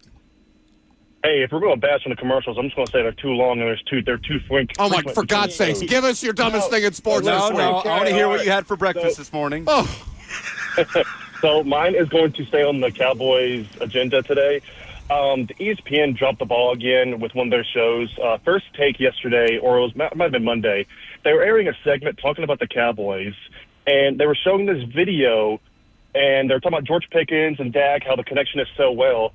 Well, that's great and all, but the issue is the video they were showing was from training camp in 2023, and it wasn't even George Pickens in the video. It's a Cowboys training practice, and how can you not figure out George Pickens and a Cowboys uniform. It was so bad that they had to come back from commercial break and apologize. It was basically from an account that tweeted to him. It was like the NBA Centel, but NFL version. So I guess First Take got confused on it, which I guess they used a fake it's tweet. reasonable. But still, it's dumb, and you got to be better at ESPN with figuring stuff out. Thanks, guys. I love you, Bert. I love you, Lucas. I love you too, buddy. It was from 2023. He was throwing to Brandon Cooks, who does not even look like the same type of body type that George Pickens I don't think is. you could find two more different-looking wide receivers than diminutive Brandon Cooks. Who is still playing football, by the way. Is he really? Where? He's only 31. Yeah, but he's don't look it up. It'll be on our next that's Strange too late. Faces, New Places. That's fine. I didn't see He's it. I back didn't with the see it. Saints. Oh, wait. I said I didn't see it. Come on. You weren't going to guess it. You ruined it. Oh, my God. All right, one more, Ross. These have been pretty weak. We'll go to Jasmine. Jasmine, make our day. Win Light these our tickets. End this, please. Hey, what's up? Okay, so I think the dumbest thing that I've seen so far is Matthew Kachuk taking the Stanley Cup to jail for a photo op. What is that? Beautiful. We'll give her the tickets. Jasmine wins. Yeah, yay. On a magic carpet ride. Why is that dumb, though? I don't care. I just want this segment to be over. How bad? Guys, if we are going to give you free things, you have to be a little better. Jasmine did fine. The pictures are great. I mean, it's excellent, but Was it with inmates, or he just wanted to take it visual of him I don't in think jail? he got arrested, right? All the pictures are just of him holding the cup in a cell. Okay. I thought he was trying to share it with inmates. So what she's saying is it's dumb that he went to a jail cell without being arrested to pose with the Stanley Cup. Yes. It's I agree what you with would that. accuse me of, which is being a clout chaser. Yeah, I thought he was going to do something nice for incarcerated individuals. No, he just wants to look like he's behind bars while waving a giant trophy in Yeah, his- that's the dumbest thing. Okay, very good. Congratulations to Jasmine. The final hour is next, mercifully. Oh, thank God.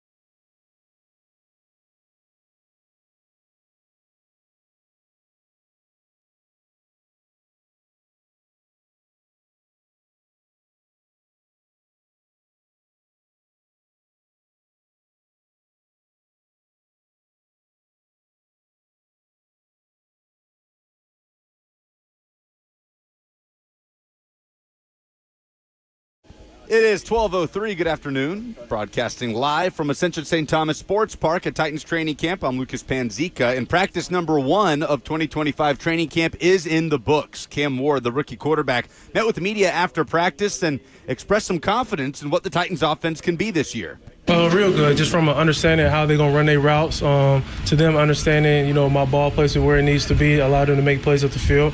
But we got a talented group of receivers, tight ends as well, and running backs who can, make plays in the check down game and in the run game. So, just the pieces that we have, I think we're one of the top, we're capable of being one of the top offenses in the league.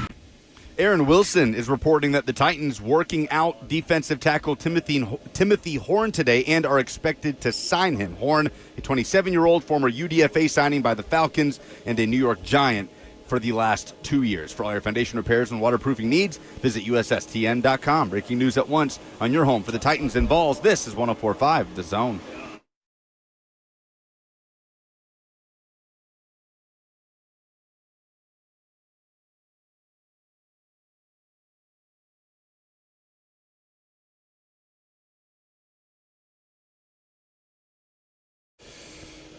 Final hour, first day of training camp. It's in the books. If you're just now hopping in, well, you missed it. But there was football. Football's back. There will be more football tomorrow. We are going to be joined by Alec Iamaner, the rookie wide receiver, tomorrow, and enjoyed our conversation with Femi Oladejo, the rookie pass rusher, earlier today. If you missed it, you can check that out in the podcast. Cam Ward's press conference has already happened. Jeff Simmons has also spoke at the podium. Brian Callahan met with the media before practice began today. And we are here for you to take your calls, your comments, your questions, your reactions. 615-737-1045, unless you're that guy that called us and couldn't get the words out while you're door dashing. I don't want to ever hear from you again. Get out. I disagree. That was the best moment of the day so far. You're the one who dumped it. Normally you yell at me for yelling too much at callers, but nobody wants to hear the yelling. The yelling, you're just overdriving the mic, and it's just too much. You can just dismiss them. It's okay. But it was funny. I appreciate that. I want more distracted callers, not getting to the point, and door dashing or doing whatever they're doing, telling us about their day. I want more of that. Let's not. Well, what I want more of is to hear from the football players who spoke today. And I would like to go back to Brian Callahan and some comments that he made about Cam Ward on or this morning, where he talked about defining success for Cam Ward. This was Brian Callahan at the podium. He mentions all of the quarterbacks here, but the question was specific to the rookie first overall pick. For the quarterback position in general, it's a growth every day, especially for a young player. There's a lot of things that I thought he handled really, really well in the spring. And it's carrying over those things you've learned and applying them in a little bit more intense setting. And now we get a chance to actually go play a little football, play against some different schemes. His development's going to is a daily process, and there's going to be things that we got to correct every day, and there's going to be things that he's going to do really well every day that we're going to try to continue those things. So every single day, I think, is going to be opportunity for development for him, and I'm looking forward to it. So that's Brian Callahan at the podium this morning. He will meet with us, I believe, again tomorrow morning, and we will talk about the day's events. But mentioning the entire quarterback room and just talking about, it's growth every day. And obviously that's going to be critical to every player. You're looking for some level of growth every day. If you make a mistake, that's fine. Just let's not make the same mistake twice. Femi talked about it. Watch the tape. Watch the practice film. You go on to improve and move on with your preparation and trying to get a cliche is 1% better every day. So for us, we don't have to be rational or reasonable about this. We don't have to speak like football coaches or players do. We can define our own expectations and let the audience do it too. If you guys want to participate via the F&M Bank chat, Facebook, YouTube, Twitter, and Twitch, you can leave us a comment. If you want to call 615-737-1045, unless you're that DoorDash driver, then you can do that and tell us how you would define success for Cam Ward in the in the training camp / preseason phase. Prior to the regular season, in this next month and a half, what do you consider success for Cam Ward? Whether you're able to get out here and watch him at practice, whether you're able to watch the press conferences virtually after the fact, or whether you're just going off social media highlights, because there's plenty of that out there too, how would you define success for Cam Ward? Lucas, you want to start? I don't want to give a statistic, right? There's just too much. We've used this because example. It's a preseason statistic. Sure. Well, so are you saying for the 2025 season? No. I'm talking about in this phase, before we get to the regular season, In before training they camp. take the field week 1 in Denver, Gotcha. what is a definitive success for Cam Ward? Success, to me, is building off the mistakes. Like, I want to see Cam Ward throw an interception or two in these joint practices to have eyes on what he does in the following drive. And any success that he finds off of the mistake, to me, those are some of the biggest marks of growth for a quarterback in this phase, in his first career training camp. So finding success, making plays almost in the immediate aftermath of his biggest mistakes in training camp, to me, is my best case scenario for Cam Ward leading up to week 1. And that's completely reasonable, right? That I want to see him make mistakes and grow from it. The coaching staff wants to see him make mistakes and grow from it. Like, it's as weird as it is, I don't want us to be talking about an interception-less streak for Cam Ward. No, that was such an awful thing. And not an awful thing, right? Because like Marcus Mariota, his rookie season. Do you remember that? Yeah, of you course. would have still been in college. No, I remember. I mean, I remember the interception, or the streak of no interceptions. It was it going into his second year? No. It was his year? rookie training camp. Was it? 2015. It was my first year down here because I remember ESPN was covering it at great length. The second overall pick in the draft is yet to throw an interception, and Jameis is throwing interceptions all over the place. So with that, Marcus, it's good for Marcus if he's not making mistakes, but if he's not making mistakes, then he can't progress as a result of, okay, I tried something here, but it didn't go my way. Why didn't it go my way? Instead of, taking a check down or hitting just a quick slant pattern or something. Like Marcus was doing the thing that's most efficient, and it worked for him. It wasn't – I know that they were bad as a team in 2015. He was fine. He was working against a bad wide receiver core and a bad offensive line unit, much like what Cam Ward will have to work through, though I think Cam's situation is probably better than Marcus's was in 15. Coming onto that roster. 2014, they haven't lost as many games as they did last year since 2014, but still, neither of them were good teams. For me, it's a matter of his health. Can he stay healthy? How are they going to deploy him in the preseason? Brian Callahan has talked about this, their thought process with Joe Burrow going back to Cincinnati was, well, if everybody's healthy, then we'll play them because we want to get the guys reps with the guys that they're going to be on the field with, and we'll play them a reasonable amount. Now, what a reasonable amount is. Talking about preseason? I'm talking about preseason. I feel like the Bengals famously don't play. But because the guys weren't healthy. I gotcha. Okay. What he's saying is, had everybody been healthy, because we asked him about it with Levis last year, had everybody been healthy, we would have run everybody out there because those are the guys that you want them to get reps with if we're running them out there with the 4s and the 5s or whatever, guys that are just trying to put something on tape before they get roster cuts. Because I remember Jamar Chase had some comments earlier this offseason, because the Bengals have had this crazy streak of starting 0-2 year in and year out. Yeah. I mean, they haven't not started 0-2. I don't even remember what the last year is that they haven't started 0-2. I don't think at any point in the Zach Taylor era. No, exactly. And Jamar Chase had a comment along the lines of like, maybe we should play some preseason, like campaigning publicly, like we need to be playing in the preseason. Yeah, but their logic makes sense. Slow starts. If because Burrow's missed time. Coming out of training camp and stuff like that. So if Burrow's not the quarterback throwing to them, then what's the purpose of running Jamar Chase out there? Yeah, but I remember Jamar Chase making those comments earlier this offseason. So yes, that's so his absolutely health a big part. lending itself. Health obviously is at the forefront, no matter who you're talking about on the football team, right? Health is the most important thing because if you're not available, then you can't grow, you can't develop, you can't produce. But his health, relative to the amount of preseason reps that he gets, I need to see him play in the preseason, and I need him. Obviously, you need him to be healthy through training camp and the start of preseason. So it's not even a discussion. We're going to play him half a preseason game in Tampa. We're going to give him 60% or 40%, however they want to divvy up the math of the preseason game at home against Minnesota. Like, he needs to play with these guys in the preseason before he gets out there against Denver.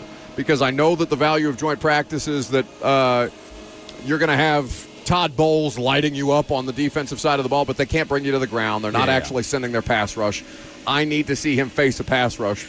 And the offensive line needs to face a pass rush before they go week 1 at Denver, week 2 home for the Rams. That is going to be so important, and they're not going to do it if he's not healthy. Yeah, and that means establishing a connection with Calvin Ridley. Like, that was a red flag in camp last year. Yeah. And the deep ball.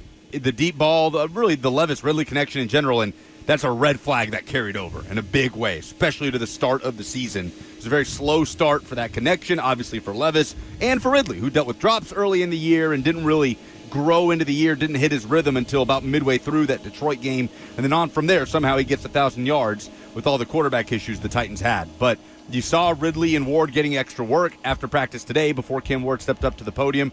We're going to have a lot of eyes, a spotlight on that connection again in training camp this year for good reason. And he keeps referencing himself, Cam does, as Calvin Ridley's sidekick. Yeah. Which and they seem to have a great dynamic right off the bat.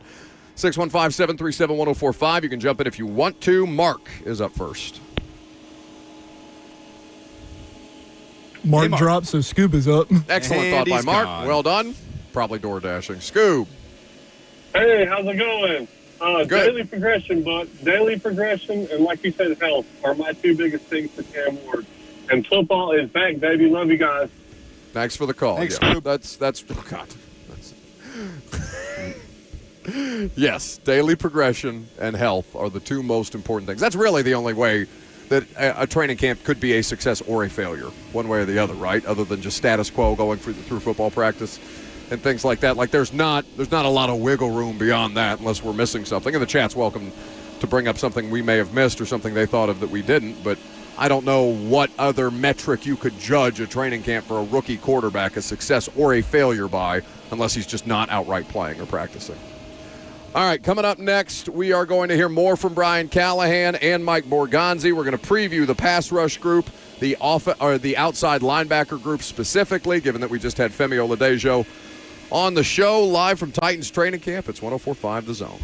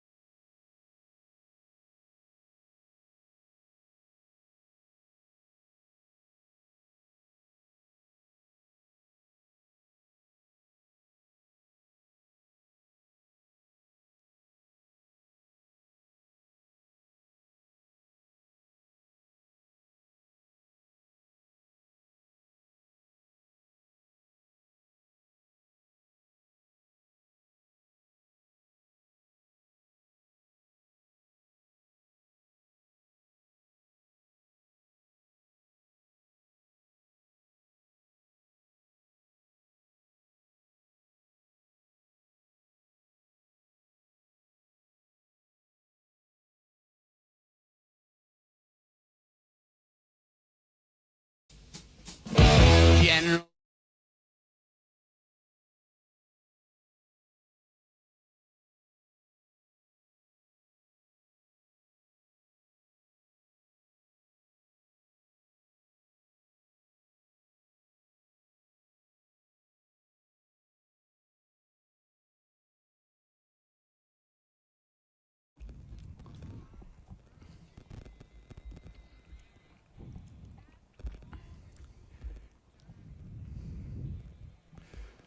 Welcome back to the show. Paying a little tribute to the legend. Ozzy Osbourne passed away yesterday at 76. Black Sabbath all day long.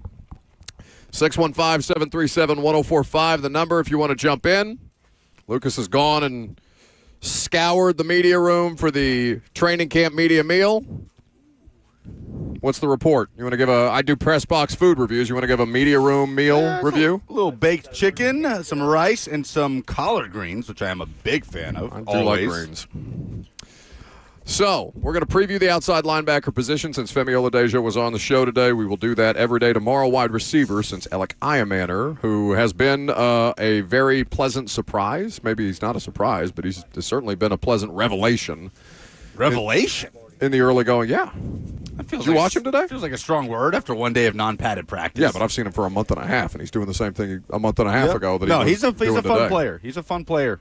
Listen, on this roster, in this franchise, with a wide receiver that looks like he has a shred of promise, I'm allowed to call a Titans wide receiver a revelation for existing with any level of competency, given how bad this franchise has been at drafting wide receivers over its history, or at least keeping them. Anyway, outside linebackers is where we'll start. So, the night that the Titans drafted Femi Oladejo, Friday of the draft, Mike Morganzi got to the podium and spoke to us. Brian Callahan spoke to us after they drafted Cam Ward on Thursday night. But let's start with Mike Morganzi talking about Femi Oladejo, who was on the radio show earlier today. With the first pick there at 52, we took Femi Oladejo, the outside backer from UCLA. Femi is a tough, physical kid that really just started playing outside backer the fourth game of the season this year. He was playing Mike before. So he's developing as a pass rusher, so I think he has a lot of upside there as well. But I tell you what, he can set the edge. He's physical, he's violent, and the kid loves football too. So that was a big part of it. So, converted off-ball linebacker, started to rep at edge at the end of his college career, comes out here, dedicated. Oh, we forgot to ask him about changing his number to 7. Yeah, I didn't think about that. It's a good look. I mean, I guess it's not the most important thing, but 53 is not a bad number either. Keith Bullock. Anyway, so converted off-ball linebacker starting at edge. Physically, Femi Oladejo is the most physically impressive edge player that they have, just to look at. Yeah. The eye test. Yes, he absolutely passes the eye test of, oh my God, that's an NFL athlete. Yeah. They have also moved in a direction where they're looking for a different body type on the edge. Have you noticed that?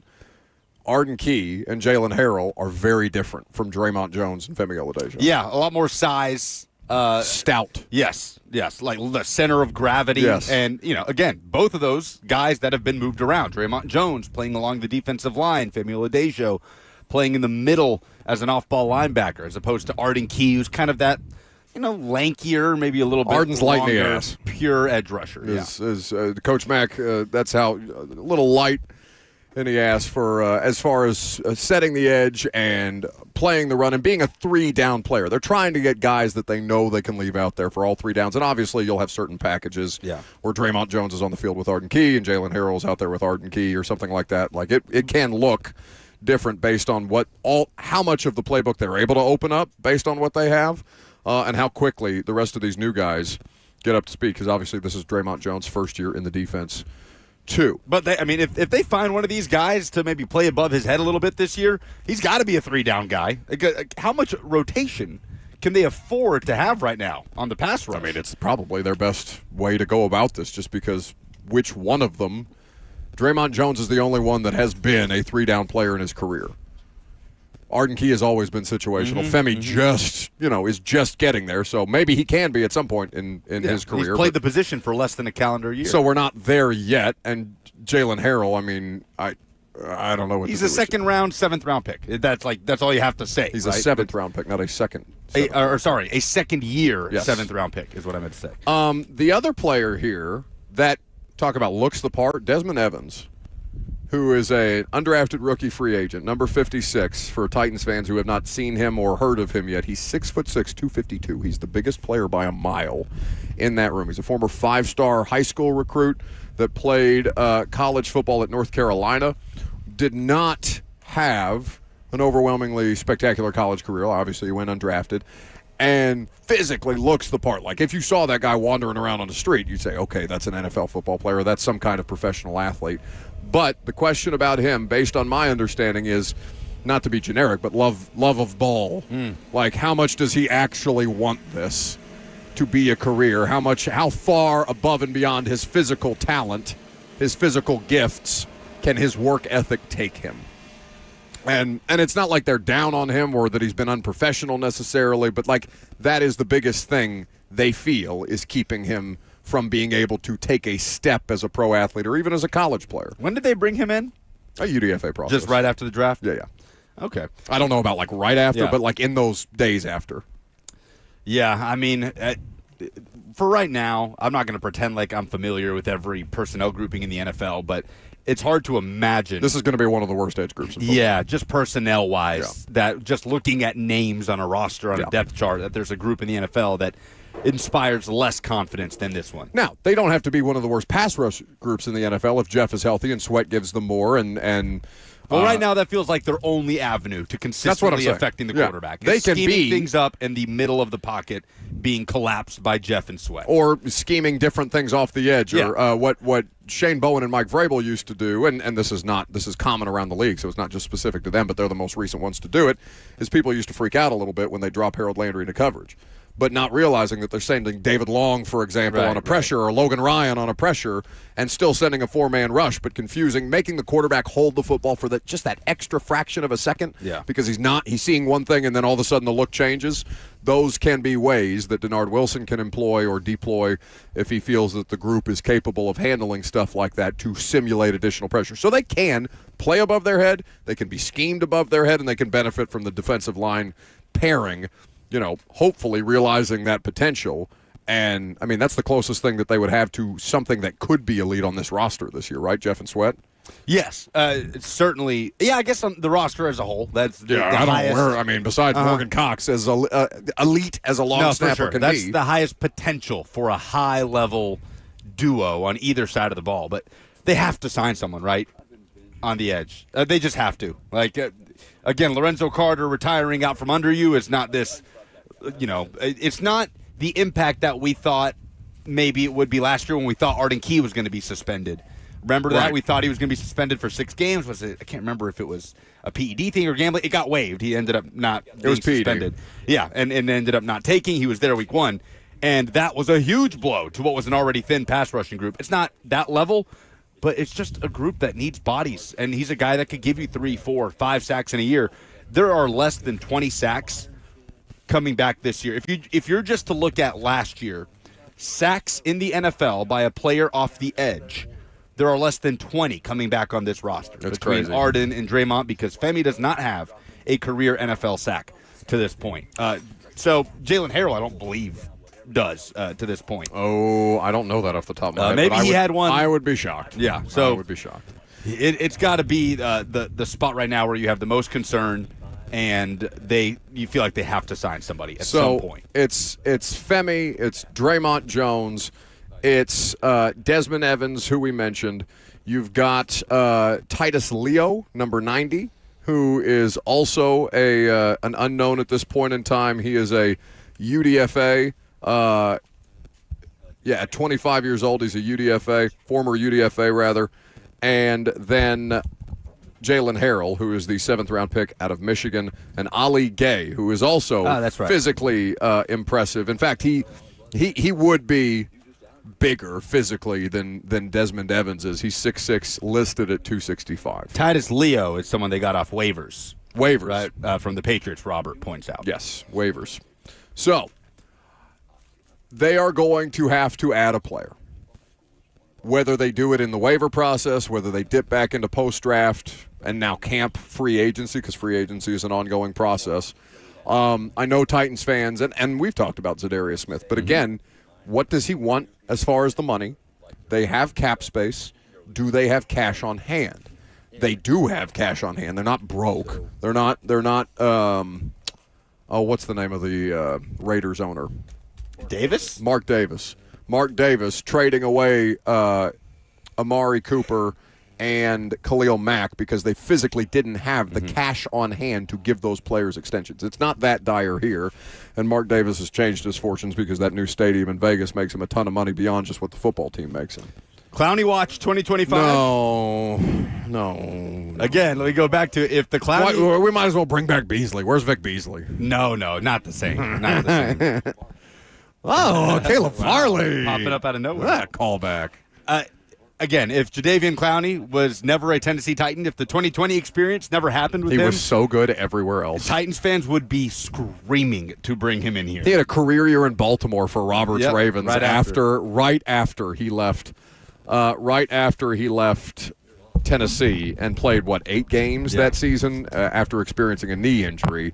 And I never saw Jadeveon Clowney with the Tennessee Titans. I was at games, obviously. I could see him from the press box, but COVID, we spoke to him twice via Zoom. I don't even know that we spoke to him twice. I think we might have talked to that guy one time during his Titans tenure. While we're talking about the Ravens and their pass rushers this year, they have a thrush of talent from draft picks, veterans at that position. Somebody to watch while the Titans have the top of the waiver order, David Ajabo, former Michigan pass rusher who tore his ACL, I believe, in the pre-draft process, was a second-round pick for the Ravens. He is in the final year of his rookie deal, so their team control is at a minimum.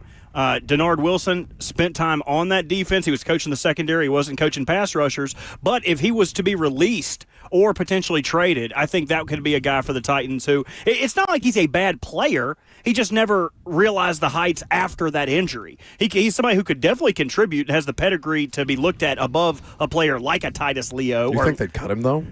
I think if you look at their pass rushers, they've got Adafe Awe, who's also going to be a free agent next year. Kyle Van Noy on the outside. They drafted Mike Green in the second this year. Ageless wonder, Kyle Van Noy. He has been exceptional. Coming off a career year. But it's because he was a BYU guy. His age is the issue because he didn't start playing in college till he was 25.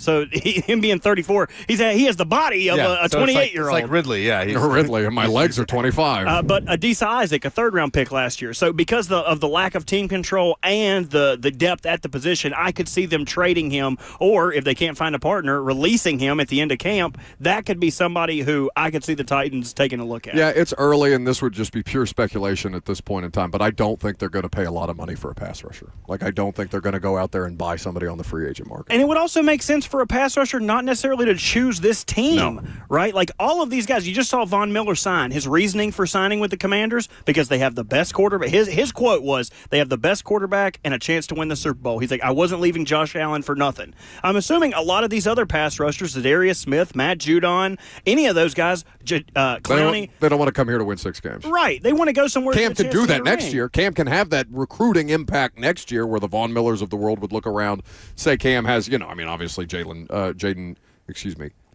Daniels went to the NFC Championship game this year, so that's obviously an extreme, right? But if Cam Ward shows enough, keeps the Titans in the mix long enough, and I don't know how anybody's going to see them because they're not on national television at all this year other than that Vikings preseason game. But if he has the level of impact that they desire, and clearly and obviously as a franchise guy, people will want to come here to play with him. For sure. And not to say that they won't add one of those guys, but it won't be now. Those guys are going to wait until the final hour of the dance to see if any of the contending teams want them, and if they don't, then they're like, okay, I'll sign with you for $6 million. Yeah. Whatever. What's the Titans tax, as Ramon Foster calls it? Whatever that is at the end of training camp. Okay, if I don't have any options by week 3, I'll take a couple more mil. I would entertain an option. Unless you're Lorenzo Carter, who looked around here for about a month and said, I'm good. It is crazy. And I know that this happens everywhere in the league. So just because this is a team that I've covered that's had 3 very public examples of that in the last couple of years, in the last 9 years at least. What was the one besides Sadiq Charles? Buster Screen. Oh, Sadiq yeah, Buster Charles. Screen. That's right. Buster. Yeah, there's your Buster. Buster Screen. Buster Screen, Might who be also got arrested in Yeah. Canada afterwards Might be or in something prison like that. soon. And well, That's soon something or we have still. in common. I don't know if he is in prison. I think he's facing charges. I don't know if it's all been. Yes, we're both on the run from the Mounties. I will not be extradited. Yeah, well, it's too hot for the Mounties to come down here. They Yeah, can't they can't. handle the weather. They're You're probably start safe. melting. Let me hear from Brian Callahan. I asked him today about Lorenzo Carter's unexpected retirement and what that does to the competition at Edge. Please, Ross. Yeah, I mean, it's certainly anytime a guy decides to hang him up comes as a surprise, especially you get to right before training camp. It happens around the league. We're not, the only ones that have it happen to us. But yeah, you lose a player that you put some time and effort into developing and being a part of the system. So we're gonna have to fill that with the guys that we have here, and we have some young players that have played some for us, and Jalen Harrell and Ali Gay, who hopefully can take another step for us. And then again, you're still always looking to improve your team where you can. So those reps are going to go to the guys that are here, and we'll keep trying to push those guys forward. To the guys that are here, implying that they could always bring somebody else in here to continue to take some reps or find a role if they and they could always churn the bottom of the roster, right? Like the Titus Leos of the world don't have to be here for the entirety of camp. They can find another Titus Leo, one would imagine. But Denard Wilson's going to have to get creative. Unless Femi Oladejo is just a dude that was born to play pass rusher in the NFL, and he might be. God knows he looks like it. He does. He absolutely looks the part, and he's fun to be around and all of these things. But Denard Wilson might have to get creative when it comes to just lining him up and just getting after the quarterback in an efficient manner that just doesn't have you chasing and doesn't have the opposing offense consistently ahead of the chains, and just the inability to put an offense off schedule can really grind down a defense. And this team, again, Lorenzo Carter in the chat, Firebrinker says, he was going to be our savior. He did. Yes, Brinker is a snake in the chat says. Every time the Firebrinker. And maybe we've been too far removed What's from Dixie's it. last name? No. But wasn't that the calling card for Denard last year? Was like, we want to create pressure without having to blitz. Yeah. Without having to send, okay, we're not going to send 7 guys, 6 guys. because that's what the Ravens did. They're so strong up the spine of that defense and that they can find different ways to get pressure organically that they don't have to worry about blitzing. Right, simulated pressure, where they're going to send it from a corner, send it from a linebacker. You guys already talked on that. But that was the calling card for Denard. So I think he's up to that challenge. It will be a challenge, but I think they have the right guy in position to face that. Carter's no savior. No, He's just a body that can help you, and you don't have that many of those. But you're trying to ease the degree of difficulty. I know they're saying they're going to throw everything at Femi that they can, and whatever sticks. But they have to have guys to make Femi last an entire season. Yeah. Right? It's not just about they're getting ready, these rookies, to play more football in this regular season than they ever have been asked to play in their lives. Wear and tear and fatigue and all these different things. You've got to have at least a stable of dudes. The best teams do. I mean, for God's sakes, the Eagles are rolling them out 6 and 7 deep at that time. So much so where Milton Williams and what's the pass rusher that the Bucs or the Cardinals paid? Josh Sweat. Josh Sweat can go and get big money elsewhere, but they're going to be full-time players for the first time in their career and expected to change the dynamics of the Cardinals and the Patriots defense respectively. We have our first keep our powder dry moment of the year, though, because if you'll remember back to last year's training camp and preseason, Jalen Harrell was a darling. We're like, this guy's going to really contribute. He did nothing. He did nothing all year. Nothing. I'm sure there will be a guy who is not one of the guys we have named that's like, oh, wow, this guy's really flashing. Look for this guy. And he's not going to do diddly in the regular season. So we have to keep our expectations and understand that, hey, just because this is training camp, just because it's preseason, people are looking good, does not mean that they're going to be a world beater and our defense is going to be saved by one particular player. Is that the hardest thing to evaluate in camp? Edge/tackle? Because if an edge is working a tackle over, then, man, this dude looks really impressive. But it could be that the tackles, like Dillard. No, we knew. I think when the Seahawks came to camp last year, we were like, this is a problem. Yeah. A couple years ago, I remember Arden Key just got here, and he is just working Andre Dillard, this former first-round pick. Like, there's Arden Key. No, Dillard was just terrible. He was okay, but Dillard was terrible. Awful. But it's this catch-22 then, because this tackle's not letting anybody through. Like, okay, well, they might not have that much juice on the other side. But to your point, Lucas, that's why they do the joint training camp practices, because we felt cautiously optimistic about the Titans coming into training camp last year, and then we saw them against the Seahawks, and we're like, That's an actual professional football team. Yeah. My God, look at those corners. The Titans wide receivers are incapable of finding any oxygen whatsoever because Reek Woolen is a pterodactyl. Will Levis's first pass to Mason Kinsey in the 11-on-11 was the interception. And Yeah. we were like, okay. Oh, no. Back to earth. Oh, no. Back to reality. That's like a couple of years ago. You brought up Marcus's rookie camp. Like the Bucks came in here at the time, and Jameis was still the quarterback, so there were some questions. Oh, yeah. Pre-LASIK, post-LASIK. Pre-LASIK. But the question at the time, that was Corey Davis's rookie year, and the Titans had just spent the 5th overall pick on Corey Davis. Titans wide receiver core was Corey Davis, Taywan Taylor, and I can't remember who the third guy on that team was. That would have been 17? So it wouldn't have been 18? No, 18 because of Sharp. Vrabel's Was it first Sharp? year. Tajay Sharp was on the roster. So and at the time the Bucks had Mike Evans. I think Chris Godwin was there by then, and Deshaun Jackson. Yeah, and I was like, oh, that's a wide receiver. Oh my God. Also one of the better wide receiver corps in the That's NFL. fine, but like again, joint training camp practices matter because they will change the dynamics of how you evaluate and whether you're evaluating the proper things. Crazy 7 years makes that big of a difference where it's like Mike Evans is still that guy. Still that dude. Cranking out 1,000-yard seasons. Still unbelievably good. All right, last call for phone calls. If you got them, we'll take them. I'm Buck Rising. It's 104.5 The Zone.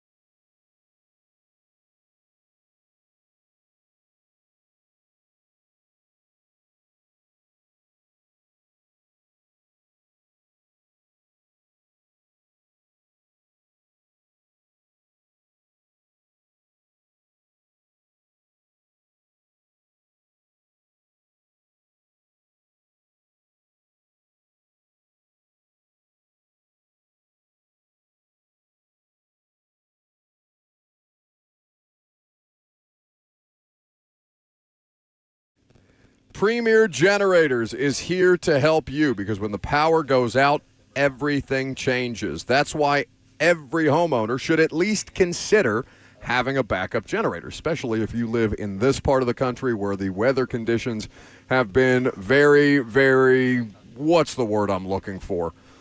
Unpredictable based on the level of storms and the amount of storms that we've been getting, certainly this summer. When the power goes out, everything changes, like I mentioned. Your comfort, your safety, even your peace of mind. A generator keeps your home running, your food safe, and your family protected. And for those with medical needs, of course, like oxygen machines or refrigerated medication, easy for me to say, it's not just convenience. It's critical. For us, it's not just about equipment. It's about caring for people, and that's why Premier Generators is here to help you. So visit them online at premiergenerators.com. That's premiergenerators.com, and make sure you ask them about their 10-year warranty.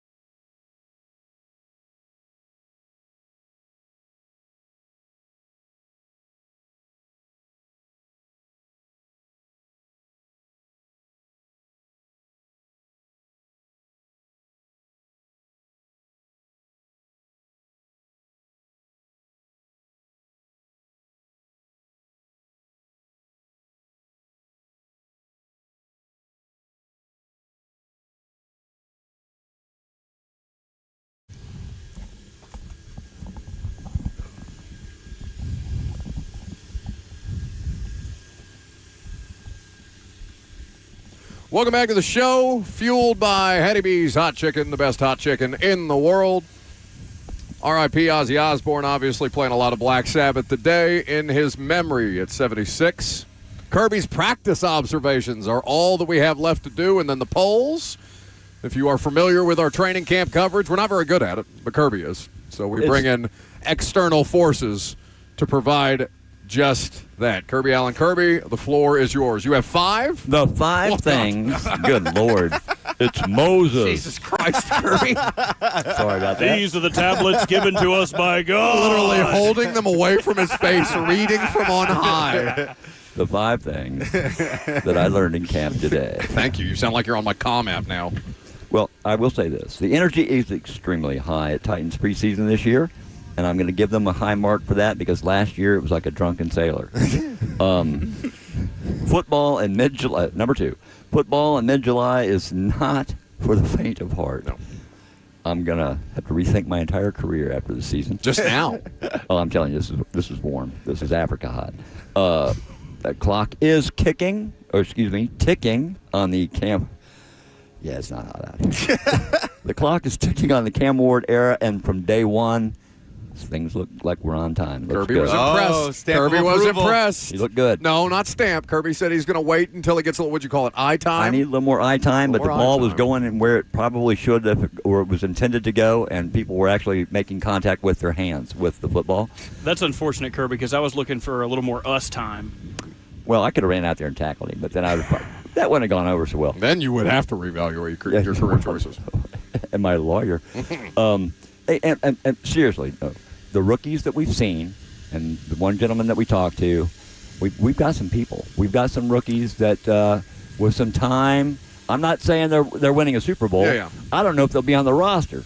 But that kid impressed me that was at the table today. Samuel Adejo. Yes.